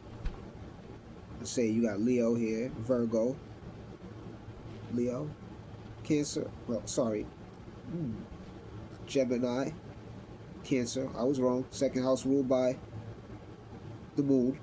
Forgive me, because the first house is Gemini. The second house is Cancer, which is ruled by the moon. So the moon rules the second house. The sun is in there. Oh yes, that's right. Leo would be the third house, which is ruled by the sun. And Mercury is naturally dignified here in its energy because it's in the third house, and that's where I kind of got confused. But the sun rules over the third house because the third house is Leo. Mercury is in Leo, so it's ruled by the sun, which is in the second house, right, of Cancer, which is ruled by the moon, which is in the sixth house. So now let's go from here.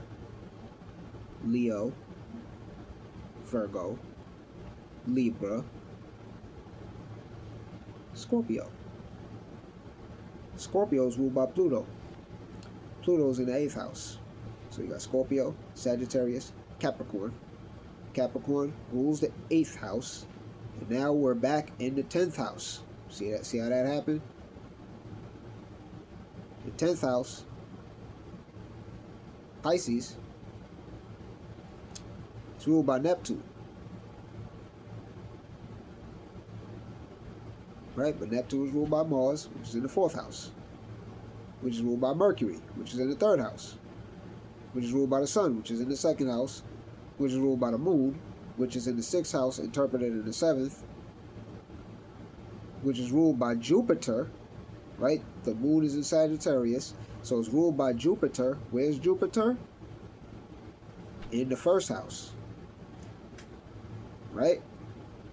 Jupiter's in the first house, and Jupiter is ruled by the moon, and the moon rules Jupiter. So the first, sixth, and seventh house have a loop of energy, and everything loops back to that energy, as you'll find out, right? For the rest of the 12th house, it says, it is associated with psychic powers and the ability to discover at last the meaning of life. Now we get deep. All right. So,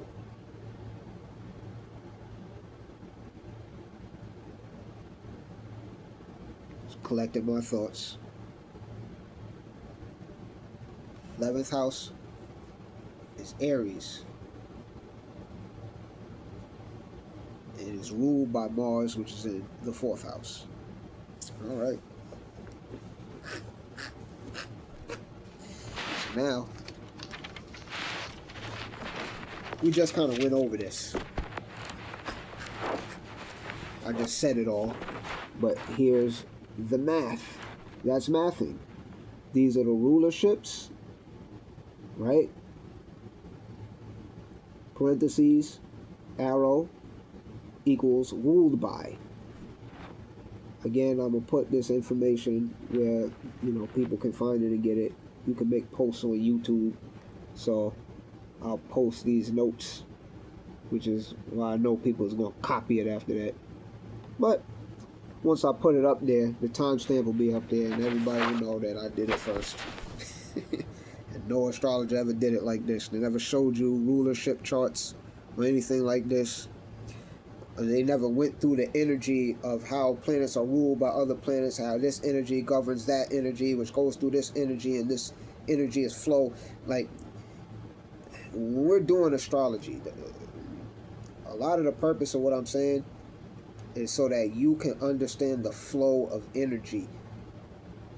What really needs to happen is, I know I'm showing you it like this,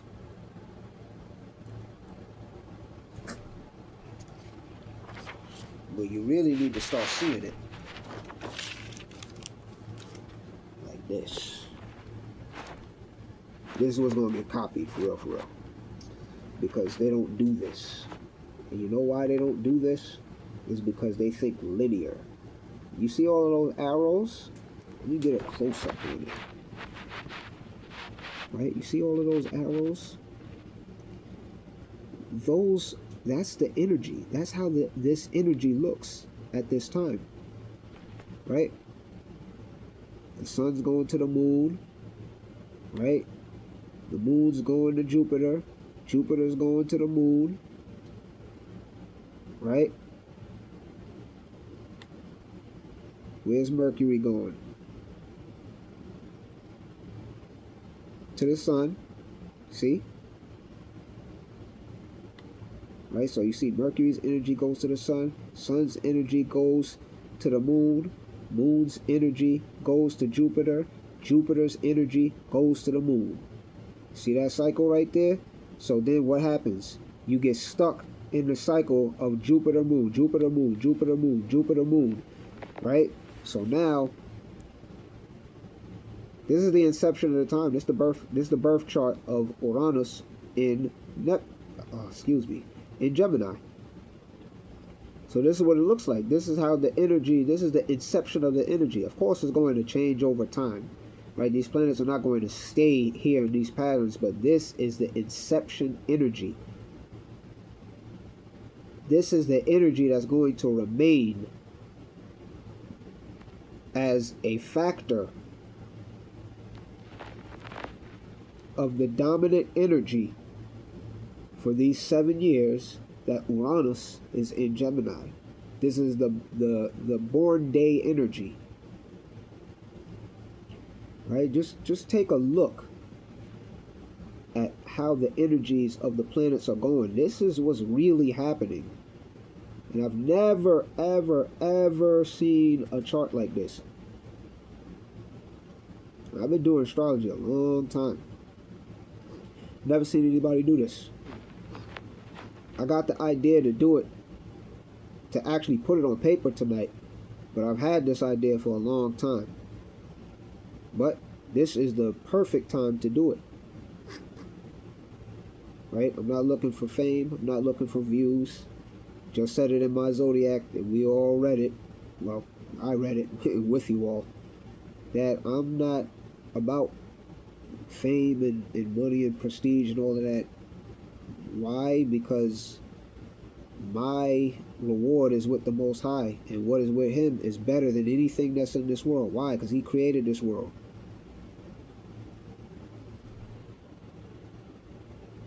So I'm giving you the real. Let me pull that up just in case, because you might not be able to see the rest of it. Right? So this is the planetary flow of energy. This is how it looks. This is how these planets are interacting with each other. This is how the energy is actually flowing. So I could say, oh, this is ruled by this is ruled by that, and it's like, okay, but when you see it in a diagram like this, with the arrows, excuse my art, I'm not proficient in my art yet, but I think I did a good enough job to where it doesn't look too chaotic. Again, I'll work on making it look more appealing to the eyes. You know, there's plenty of artists out there that's probably going to do it way better than me, and I'm going to have to take how they did it. You know, just like they're going to take this, and when they make it look prettier, I'm like, oh yeah, that does look a lot more organized and neat than how I just did it. Oh, I'm going to take that. And each one teach one. That's why we're here. Right? So now, below that, we have the number of planets directly ruled by a planet, because you can have planets that are ruled by other planets, and they can be considered as ruled by that planet, but we're dealing with direct so that it doesn't get confusing, right? So this is up. Screenshot it. Put back some.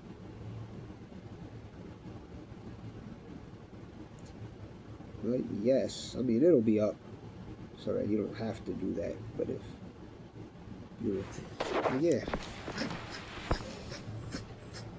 I'm not that type of guy. I'm not scared of somebody stealing this, because it's not about me. Right? It's about everybody else. I remember reading somewhere in the Bible that you're not supposed to hide the light under a bush or a bushel. It's, in a basket, something to that effect. Forgive me. It's to be spread to everybody. So yeah, somebody may get, a lot of I shouldn't say notoriety. They'll probably get a lot of publicity off of this thing. Nobody's done this before. I've never seen it before. But that's, you see firsthand the energy of Uranus. Because it was in my head for a long time, but I said, no, you know what? I got to do this Uranus video, because this is an important time. And it said that, in that interpretation of Uranus in Sagittarius, that I know when something important is about to happen. Bismillah.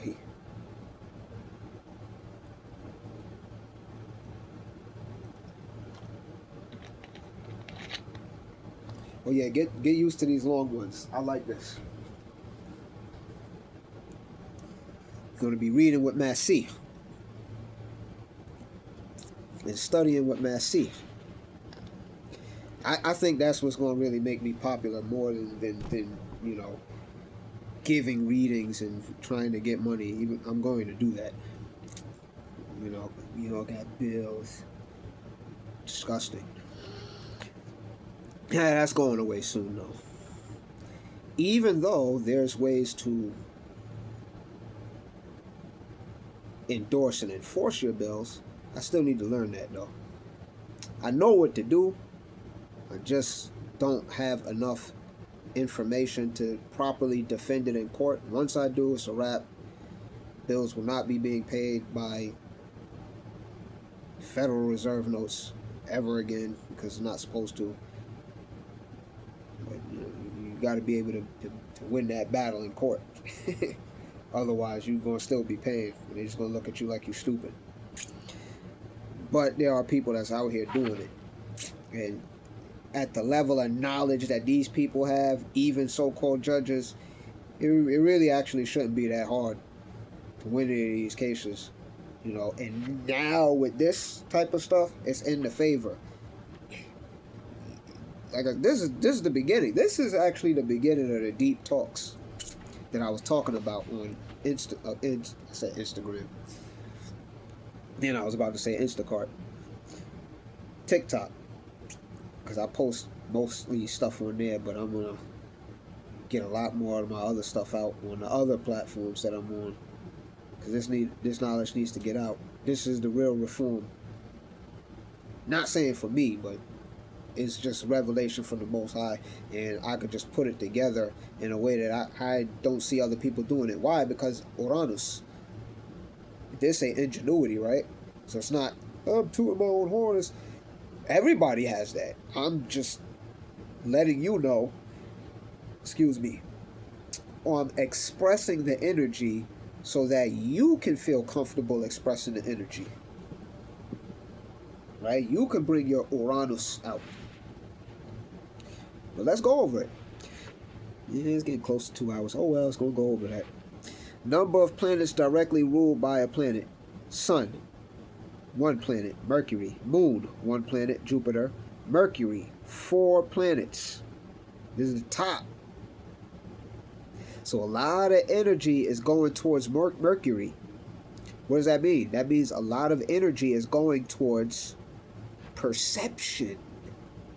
What's going towards perception? Let's see what the 4 planets are. Venus, Mars, Uranus, and South Node. I know South Node is not actually a planet, but it's a node of the moon, which is a planet, so it is a celestial influence that is ruled by Mercury at this time, because the South Node is in Virgo. Venus rules 2 planets, right? Even though it's in Gemini, Uranus is still on the Taurus cusp, which means within 0 to 3 degrees Gemini. Oh yeah, I needed to write that again on here for Saturn. I'll let you know when we come to that. Venus is still on the cusp, on the Taurus cusp as well, being that it's 2 degrees Gemini, which means it still co-rules itself. It has a tendency to co-rule itself. So there's that back and forth energy. It's like Mercury, because it rules over Gemini, it has more sway than Venus does over itself. But Venus is still, and you'll begin to understand that this is how cusps work. Because I'm a cusp, right? I'm Leo at the end, right? So I'm on the cusp of Virgo, so I have Virgo tendencies. But Leo remains firmly more of that energy than Virgos do. I like the Virgos, but the Virgos don't like me. I won't say they don't like me, but you know what it is? They figure they're not going to like me because of all of the rest of the Leos they had to endure. But they can't help but notice that there is an attraction there. There's something there. Like, what is it? What is it about this Leo that's different? And not to the point where I'm going to, really like or trust this guy, but I can see there's something. Yeah, it's because I'm partly Virgo, like you. Like, I'm on the cusp. So I have those tendencies. So you can feel that. I analyze things, right? And I'm particular about a lot of things. Let's go. So Venus is still on the cusp of Taurus, so it has a tendency to revert back to its own rulership, but it ultimately must answer to Mercury. Mars has 3 planets in rulership. This is the second most directly. We'll say directly because you're about to see. Right? And these planets are Saturn, Neptune, and Chiron's an asteroid, but it's a planetary influence, right? A celestial influence, right? Because they're all in Aries, which Mars rules. Jupiter rules 2 planets, the moon, and we know the node is not a planet per se, but it is a node of the moon, which is a planet, so it's a celestial influence. Saturn rules over 1 planet, which is a co-rulership because it rules over Pluto.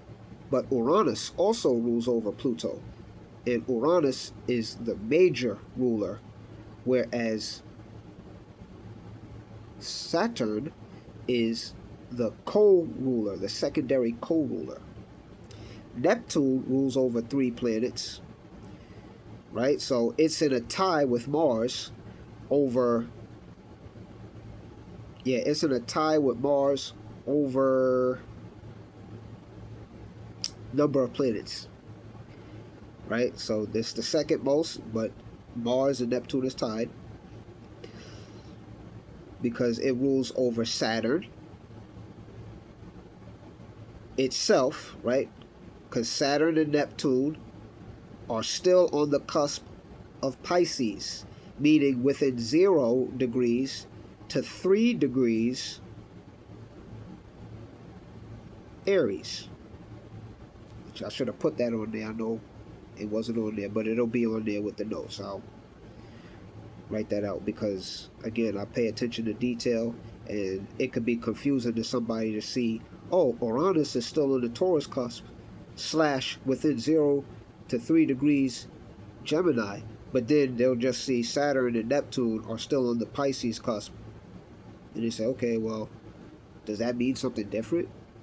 No, it means the same thing. So my apologies for not writing that in. I'll erase that and write it in before I post the notes. But yes, they are within 0 to 3 degrees Aries. So that means they're still on the cusp of Pisces, which means Saturn and Neptune are still ruled, partly, tendency to be ruled by Neptune. But as you can see, these are weak rulerships because it's tendency, right? And then there's true node. The true node is in Pisces. So the true node is primarily ruled by Neptune and secondarily co-ruled by Jupiter, which is why that was up there as well, because true node is in Pisces. Jupiter co-rules Pisces. So Saturn,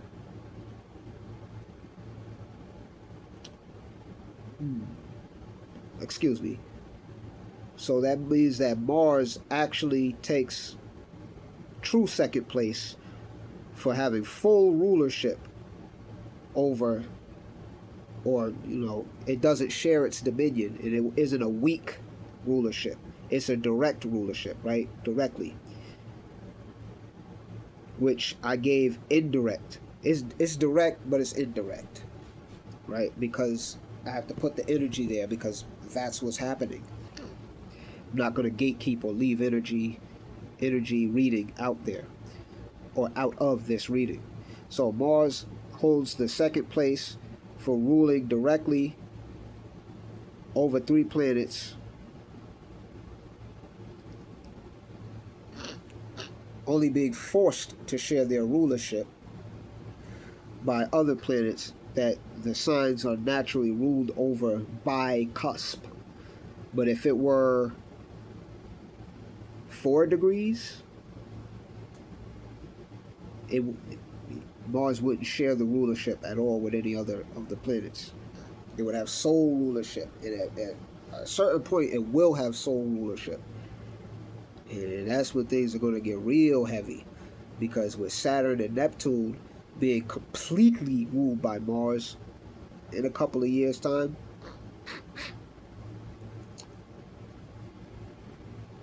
all I'm going to say is you better be very far detached from the Matrix within 2 years from now. Otherwise, you're going to be very embroiled in World War III. It's here. It's coming. It's like, I'm not gonna cap on that, or like, I mean, they can't flag you for that. Like, I mean, how they gonna get mad that you saying it is, and it is, like, you're declaring war on people. You're actually said you're at war, so you think the rest of the world's not gonna get involved? Like, the rest of the world's already involved. All the world's a stage. This is an act. Like, you guys aren't fighting each other. You're trying to hold on to power. But anyway. And Pluto rules absolutely no planets until the moon goes into Scorpio, where it just was. That's the only time the Pluto will ever have rulership in this age. Shouldn't say in this age. Is when any planet, for the time being of where it's at, it won't rule anything until a planet moves into Scorpio. And the only planet that's going to continually or regularly move into Scorpio anytime soon, because, I don't remember any planets being in Libra, right?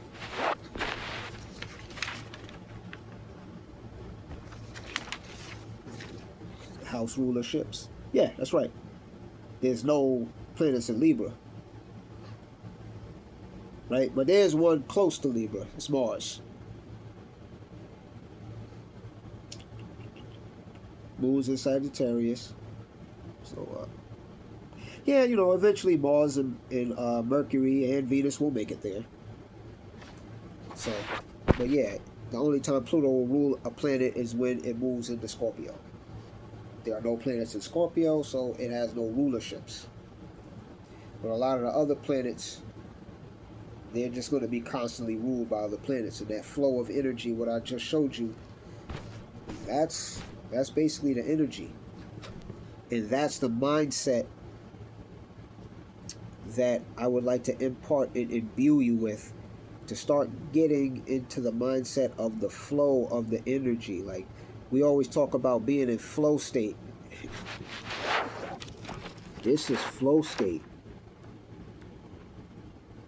Planetary flow of energy. See, another close-up. I know it doesn't look too bad, but that's how you need to see it. Now, when you look at the moon and Jupiter, you'll see that those energies at this inception, clearly it's going to change, because the moon is going to ingress into Capricorn in a few days, and then that energy will go from the moon to Jupiter to the moon in Saturn. And I'll do a flow chart for that one too. As a matter of fact, I'll do flow charts for every single time there's a major planet change or there's a moon sign change. Because the moon sign changes the flow of the energy if the moon is ruling over anything. But guess what? The moon, for the rest of this month, is going to rule over the sun. Right? And it's going to rule over Jupiter for as long as it stays in Cancer. Right? But for the inception of this time period, right, for the birth chart of Uranus in Gemini, all of the energies get trapped in the cycle of moon to Jupiter. So what does that mean? Moon is the planet of emotions, mood, intuition at the higher level. Jupiter is the planet of accumulation, abundance, right?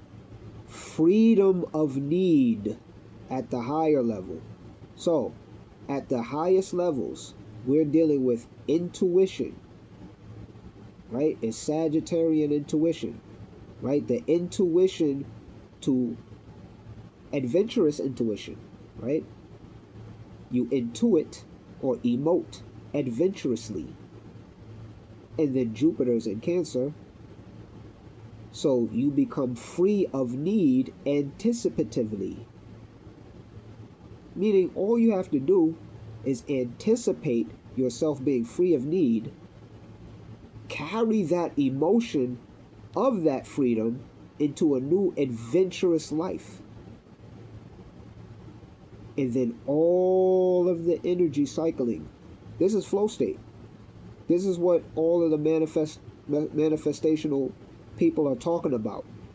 I'm showing you in astrology in real time how this energy of this particular time right now, this is the energy right now as I'm speaking. I said we're speaking, as I'm speaking to you all at the time of this recording, because I know this isn't live, that this is the energy.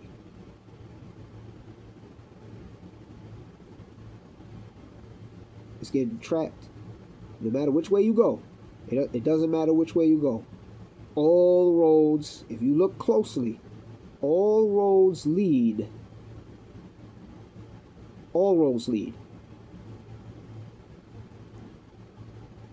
to the cyclical energy of the moon and Jupiter. Emotions, abundance. Emotions, abundance. Emotions, abundance. Emotions, abundance. Your emotions should be on abundance, and your abundance should be on your emotions. And what should the emotion be? freedom, free of needness. And what should there be? An abundance of this emotion, an abundance of anticipation. But remember what I said before. Well, for those of you who's looking at the TikTok, I think I've said it on another video on YouTube too. If not, you're hearing it now. Think from the event, anticipating a greater event, because the only time is now. Never use your anticipation from now to another event that you would desire. No, see it from it being now, anticipating another event to happen. Why? Because you have moon in Sagittarius. Sagittarius is what? Forward looking. That's why the arrow is shooting up.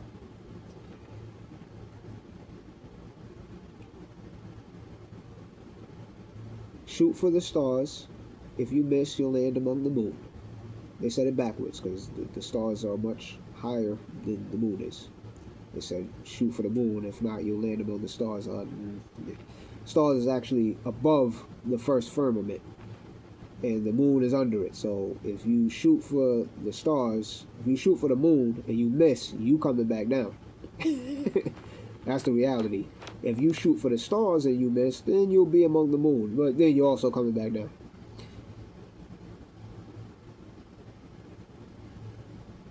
But mentally, that's not the case. Mentally,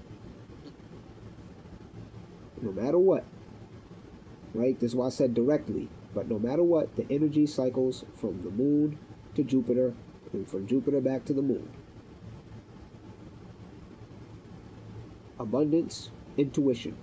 What is your intuition telling you? You need to be free of this matrix, right? What is that energy governed by? An abundance of anticipation of you already being out the matrix and creating a new world. This is the energy. And this is how the energies flow. And you can see Uranus is going to Mercury. Right? Uranus is going to Mercury. But Uranus is also going to Venus. And Venus to itself. Why? Because, like I read earlier, they're both still on the cusp. Right, as you can read here, they're both still on the cusp of Taurus. Right, so Uranus's energy is mental. What are you seeing? What are you seeing in your mind's eye?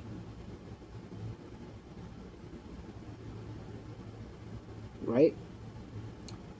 And from Venus it goes to Mercury, and then from Mercury it goes to the sun, then the sun goes to the moon, and then moon, Jupiter, moon, Jupiter, moon, Jupiter, moon, Jupiter. And every planet does this. Right? Because you got the 3 planets that's going to Mars. Right? And then when you see where Mars energy is going to, Mercury. Mercury goes to the sun, sun goes to the moon, boom, boom, boom, boom. That's it. No matter which way you go, the energy is going to end up in the sun, in the moon, and in Jupiter. And when you start seeing astrology like this, you can begin to master the energies so that your day can always go with the flow of the energy of the time. It's a little tougher for others, because you have squares and oppositions to the energies that are there. And of course, you want to live out your energy, right? Even if it's at odds with the energy that you see. However, it's just like you have to go to work and you have to deal with the myriad of personalities and situations that, occur there. And if you're a diligent, respect-worthy, trustworthy soul, then you, a responsible soul with some integrity and dignity, then you make it through those challenges with a smile on your face, being grateful for the situation, that you have the resilience, to overcome those situations. It's the same thing with the zodiac. I mean, it's literally the same thing, because that's what you're doing. You're overcoming the aspects of that day, the planetary energies of that day. So really, this is nothing new to you. You just haven't considered it from this higher perspective. You haven't considered manifestation from this higher perspective. Many of the manifestors are still talking about it from a Togut, a matrix perspective, right? Just think about it this way, and just, yes, it is the law of whatever you say works, but imagine doing the law of whatever you say works aligning with the planetary energy, rather than attempting to overcome it or override it. Because I'm telling you, you don't override it. It's happening for you. It's just happening for you in this flow of energy. This is why some people get discouraged and they feel like, oh, well, it's not working. Like, for instance, let's say you start at Pluto, right? Pluto in Aquarius, and you want to regenerate your subconscious mind by meditating really, really, really, really deeply. And it's like, I'm just going to think about this for like 17 minutes straight. All right, guess what happens? That energy goes to Saturn. So if you're not a very disciplined person, Saturn in Aries, you might want to quit quickly. Why? Because Saturn is in the sign of Aries. So its structure is easily disrupted. Right? So you got Saturn in Aries, and then that energy cycles to Neptune. So now you can become disillusioned, or it cycles into your dream phase. And let's just face it, Neptune is not the type of planet that encourages stick-to-itiveness. It's one of those planets of escapism. So, oh, this isn't working, I'm just going to stop this now. That's the energy. Right? And then what happens? You go from Neptune, and then Neptune's energy goes to what? Mars. But it also goes to what? Itself. Because it is on the cusp of Aries, which has Pisces tendencies, which means that it has a tendency to rule over itself. So you could stop and remain stopped. Why? Because it's Saturn. Saturn energy means to stop. So you stop quick, and then Neptune's energy is also supporting that because it's conjunct. It's in the same sign. Right? And because Saturn being so close to being so close to Neptune and being so close to Pisces has a tendency to be ruled by Neptune. So a lot of people are going to quit out on their manifestations because they're going to look for them in the Togut, in the Matrix. It's not to happen in the Matrix. Some people might disappear out of here, and it's probably what they talk about with the whole rapture thing, which is they probably just predicted this time period where some people may vibrate so high they just disappear out of this existence like they never existed here. They're not going to care that they're not here anymore because they will have created and terraformed a new world in their mind. And this is what this is about. How you going to be free of need, and everything you're trying to manifest has to do with this matrix. I want a big house. I want to get the car I need. I want to get money. And, I just want everything to be easy. That's still hard. Nobody's saying, oh, I want to manifest powers. Or I want to be like a Marvel character or a Dragon Ball character or, any anime or any superhero or whatever. I just want to go into my own reality where I don't have to deal with any of this. That's actually high level. That's not escapism. I mean, it is escapism, but if you were in prison, right? It said the 12th house rules over prison, right? Wouldn't you want to escape? I see a lot of people online complaining about the Matrix, but then they want to get a whole bunch of money. Money traps you here. There's no two ways about it. Cars, clothes, people, conversations, things you want to manifest, living your dream life here. I'm telling you, all that's dead. You're still trapped. This is what the Creator calls idolatry. You're a materialist because everything you desire comes from this world. There's only a few things that you desire in this world that don't come from this world.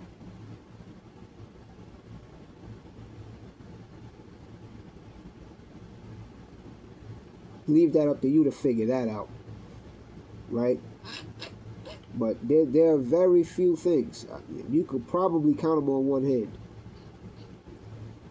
But most of the things that people desire or they want to manifest is already trapping them in this matrix.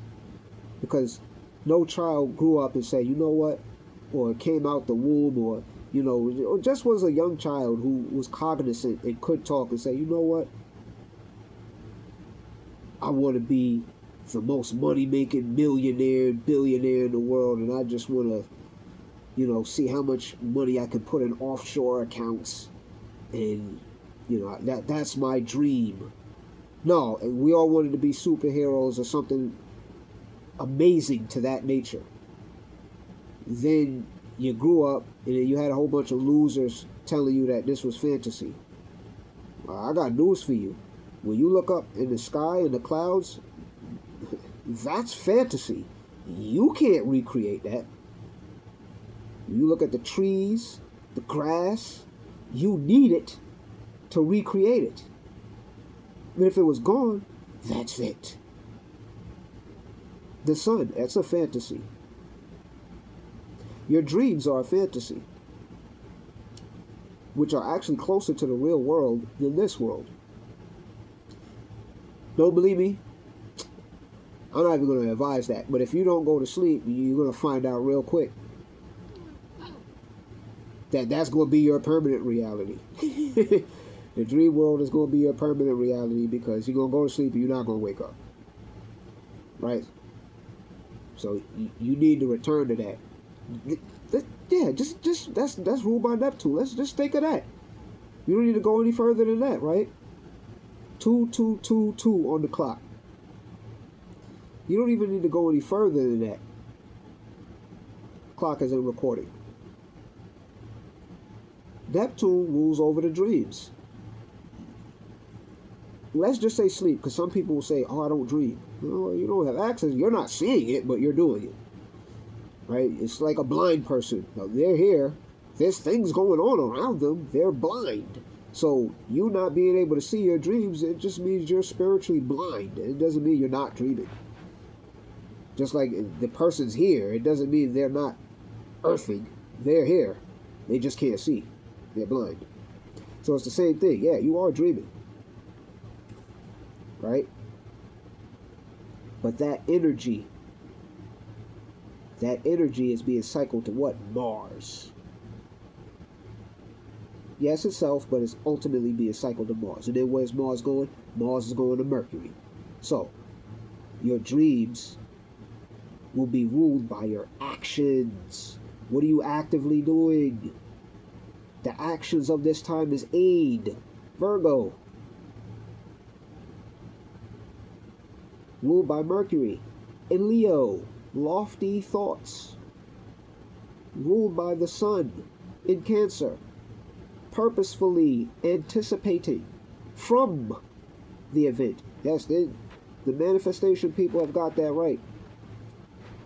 That's why it always felt so wrong to me to want to manifest money and all the rest of the stuff. That's a trap. I'm just here to tell you, yes, it makes life a little bit easier here, but it also makes it harder because there's no thing that's 100% positive in this world except the Most High. Everything is going to be a drawback.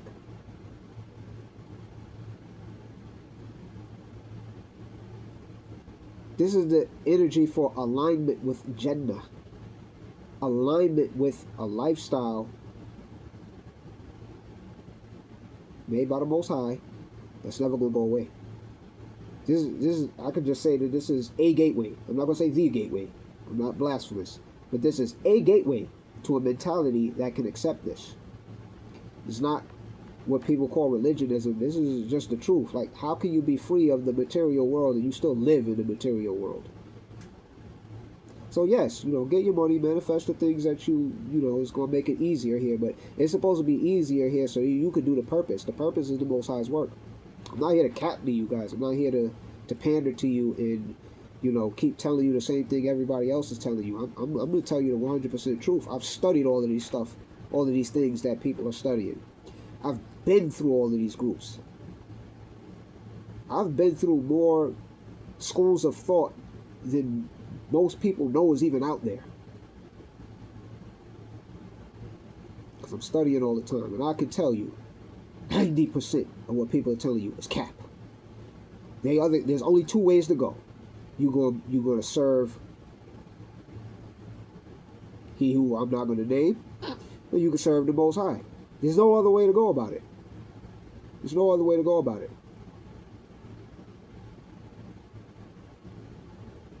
And you can see by the planetary energy, there's no other way to go about it. Right? Jupiter is exalted in Cancer. So this is the strongest that Jupiter's energy can be in. And then the moon cycles right back to Jupiter. This is the abundance. But guess what? It's Jupiter in Cancer. That's not an earth sign. That's not materialism. And then the moon is in Sagittarius. That's also not materialism. That's enthusiasm. When you break down the word enthusiasm, it literally means inspired by the One Most High. So this is coming from the emotion of one inspired by the One Most High to let you know that the true abundance is emotional, intuitional abundance. Can you see what's coming? Anticipation, right? Prediction. Can you see what's coming? This is what this is. This whole thing right here has been prediction. Right? Now, I could talk about what's going on in the world, but that's garbage. Right? Oh, he proved that these people are about to do this. Now, the only reason I'm not going to... I mentioned it, but I said I wouldn't go into it. I would go into the inner self. Why? Because the Quran says do not speak on evil unless it's directly happening to you. Why? The reason for this is because you're promoting evil. When you talk, you promote. You're propagating it. What you speak on, you speak life into. What you complain about is what you resist. And what you will resist is what you will persist. What you will resist in is what you will persist in. That's a better way to say it. I'm not resisting these people. I'm not talking about anything that they're doing. I'm not talking bad about them. I'm not talking good about them. I did you guys actually a favor by not mentioning current events, because people is going to get caught in current events. I'm showing you the energy of how you can use it internally to free yourself from current events. Who cares what they're doing? They're cooked. Doesn't matter.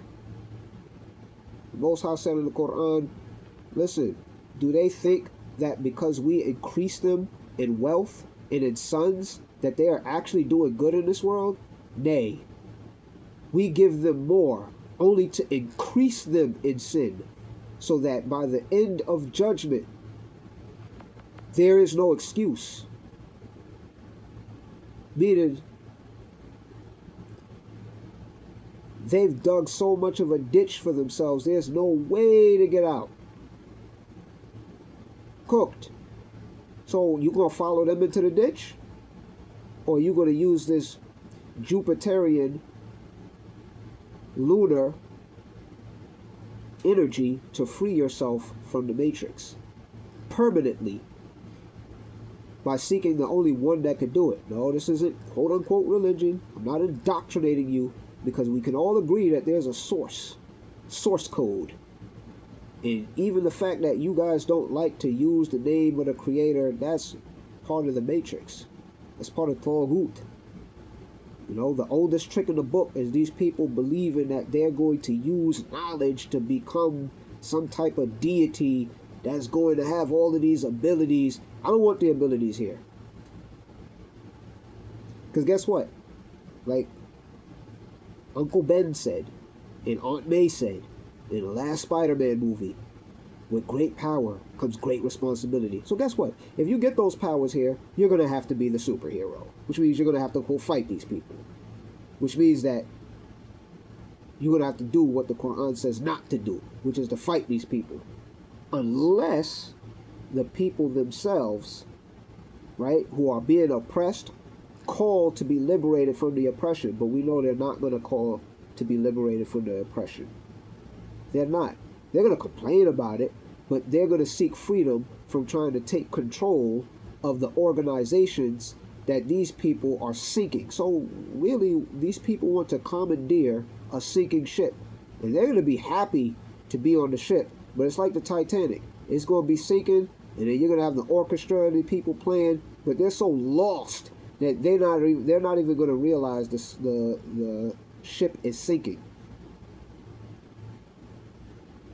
until they're submerged under the water. Right? Like on the front of the Noble Drew Ali 101 questionnaire, where he's pulling a Moorish woman out of the cares of the world. The cares of the world is water. You care about this world, so you're going to drown in those waters.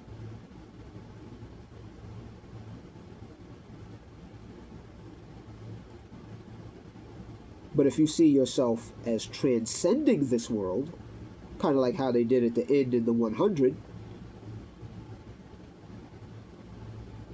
you're on to something. These long ones, they're real good for your consciousness because they allow your mind to be deep-seated and deep-seated with righteousness and focused attention. If you can focus your attention, Mercury and Leo, if you can focus your attention on a desired outcome, it shall be so. Why? What does it say in the Quran? That not is for the insan, the man or the human or mankind, except for what he strives for. And he will indeed, or it will indeed see its effort. And the more faithful recompense, and he will be recompensed, the more faithful recompense. Into the Lord, cherisher, and sustainer is the utmost boundary. So what does that mean? That means that whatever you put effort into, that's the only thing that's actually for you in this world. Is what you put effort into. And you will see your effort. You will see it. Whatever you put the most effort into, you will see it. So all of the people complaining about Tawhut and the rulers, they get it over and over and over and over and over. Because why? They put their most faith in complaining, and they put the most faith in one day will overcome. So the emphasis is them, the oppressors. The emphasis isn't the people themselves. So they're cooked. They're idol worshiping without realizing they're idol worshiping. This is why the Quran says don't speak on the evil, because it becomes your idol. Just focus on yourself. Right? And then the next part is,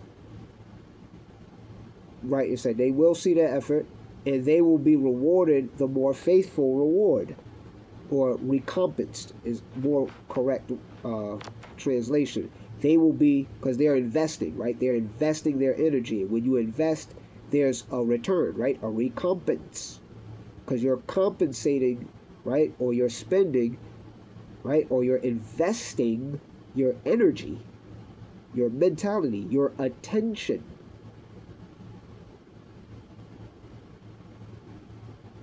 Attention is Leo. Leo's ruled by the sun. Mercury is in Leo. Mercury is ruled by the sun. Sun cycles to the moon. Moon cycles to Jupiter. There it is. Over and over and over again. Caught in that flow state. Just make sure it's positive. Because then what happens is you get caught in a positive flow state.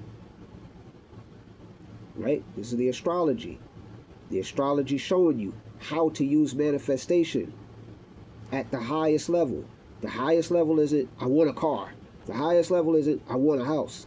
The highest level is, I want to align with the frequency and the wavelength that when I leave from here, I never have to do anything like this ever again. How do you do that? You have faith in the one, you have faith in the last day, and you dedicate your life to righteous works. You believe in what is revealed to you, what was revealed before you, and for what has been provided to you, not just money, everything, all of your skills, all of your talents, all of your good-naturedness, all of your goodwill, everything that's beautiful about you, all of your uniqueness, Uranus, your ingenuity. It's big. That's the big currency of this time. You say, oh, currency. All right, cool. Uranus still has the energy of Taurus in it. So that toroid field energy is still there. So guess what? That means that you can still tap into that energy if you really need to attract mundane money. But it should only be for the purpose of securing your freedom.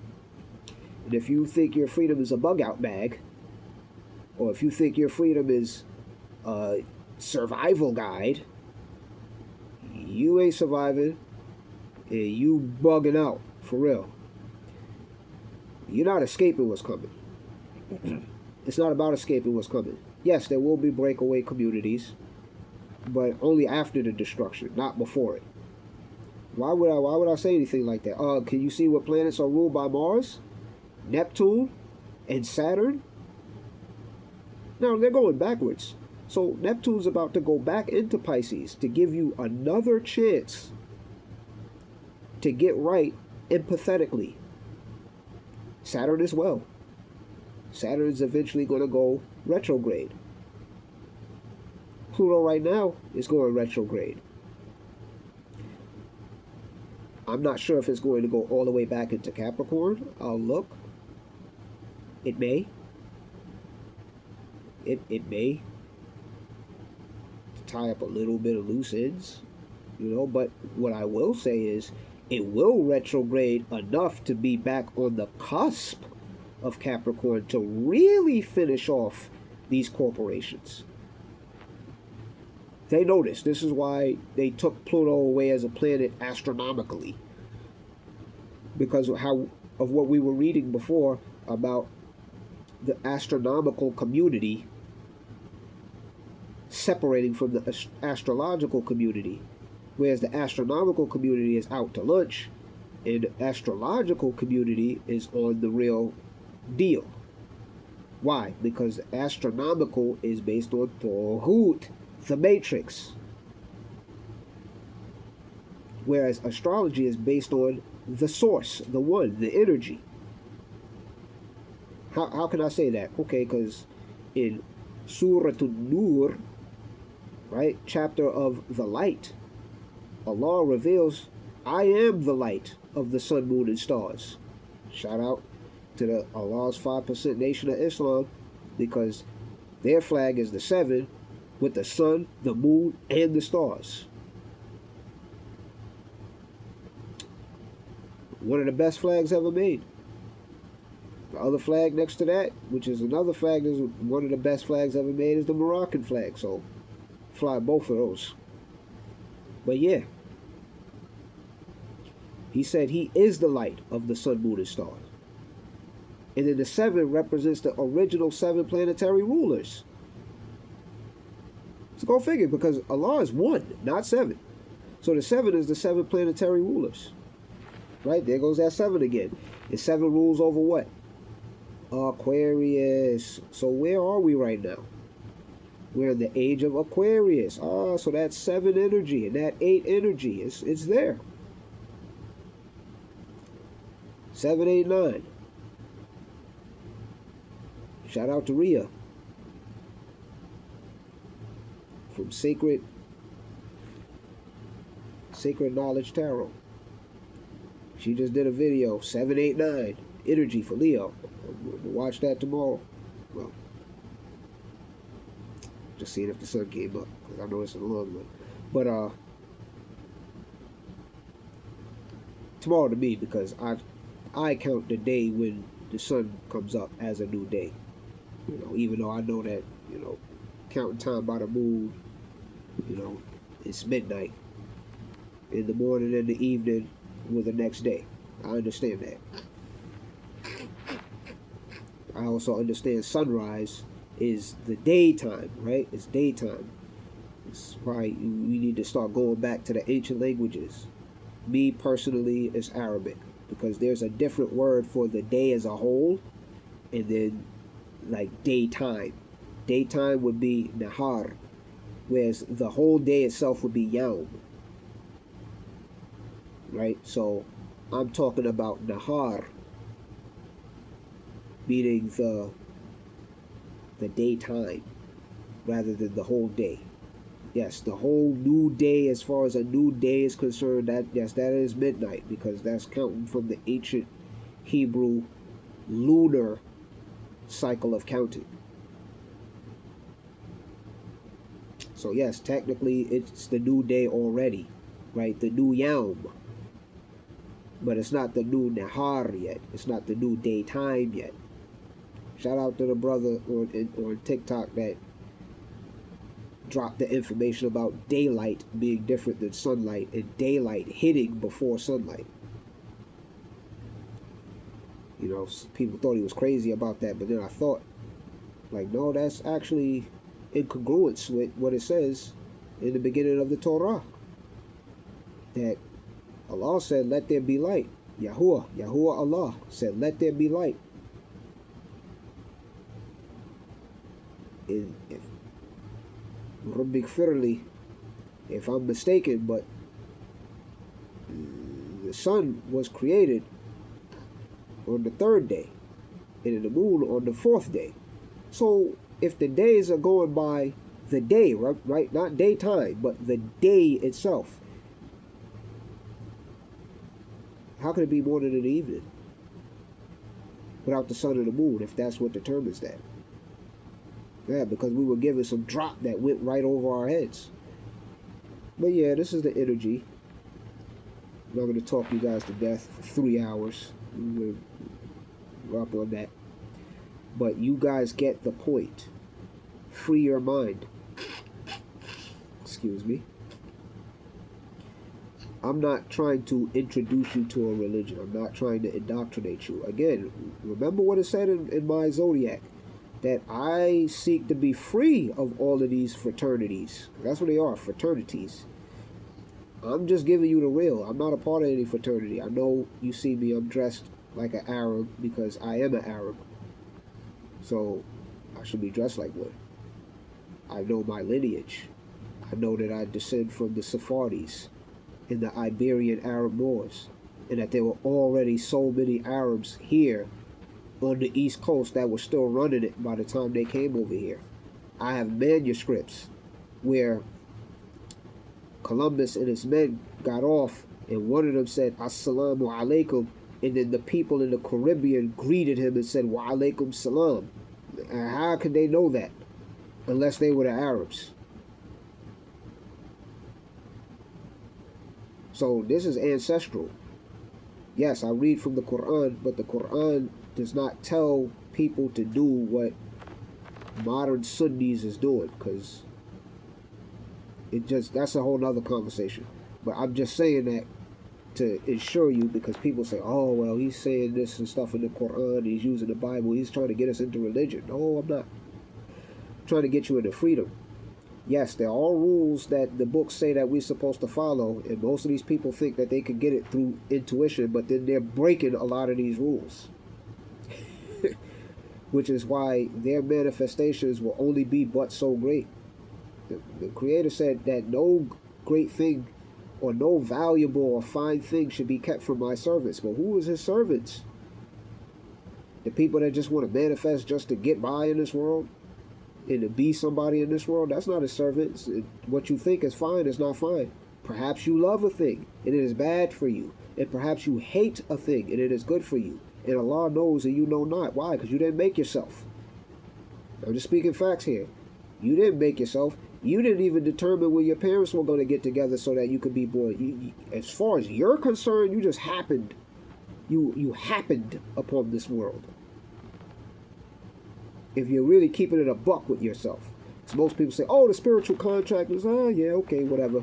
You did the spiritual contract to get into this world, but you can't do a spiritual contract to get out of the situation that you're in. So what you're saying is you trapped. You trying to say the Most High trapped you in this world? Why? What benefit would it be to the free of need to trap you in a world?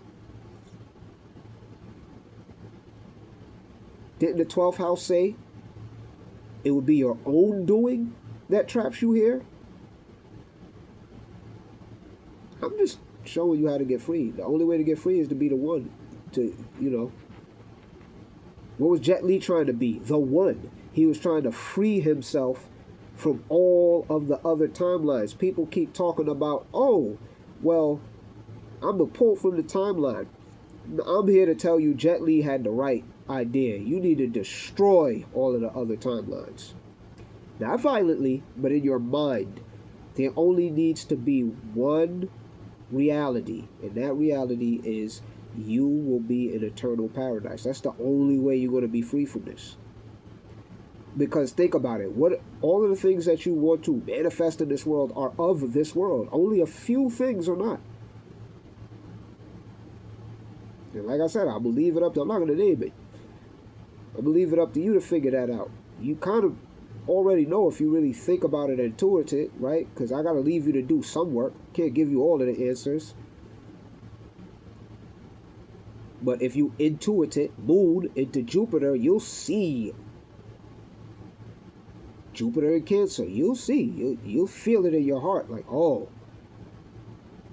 Like some people say, oh, the best things in life are free. Oh, okay, so why not expand that?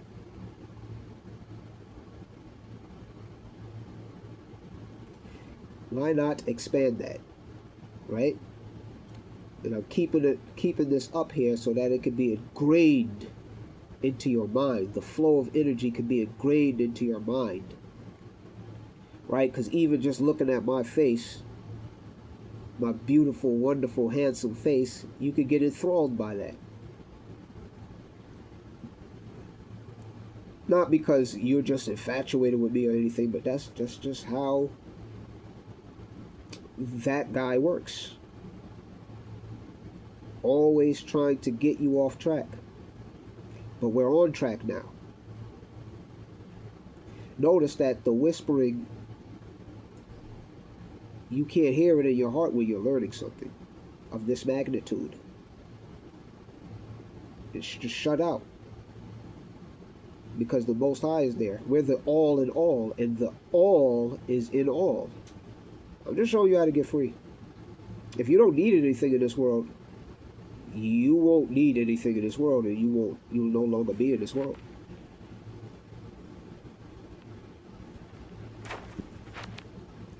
Can you just disappear? Is that what they said the Mayans did? There's plenty of stories of people checking up out of here without checking out of here. Have stories of the prophets doing it.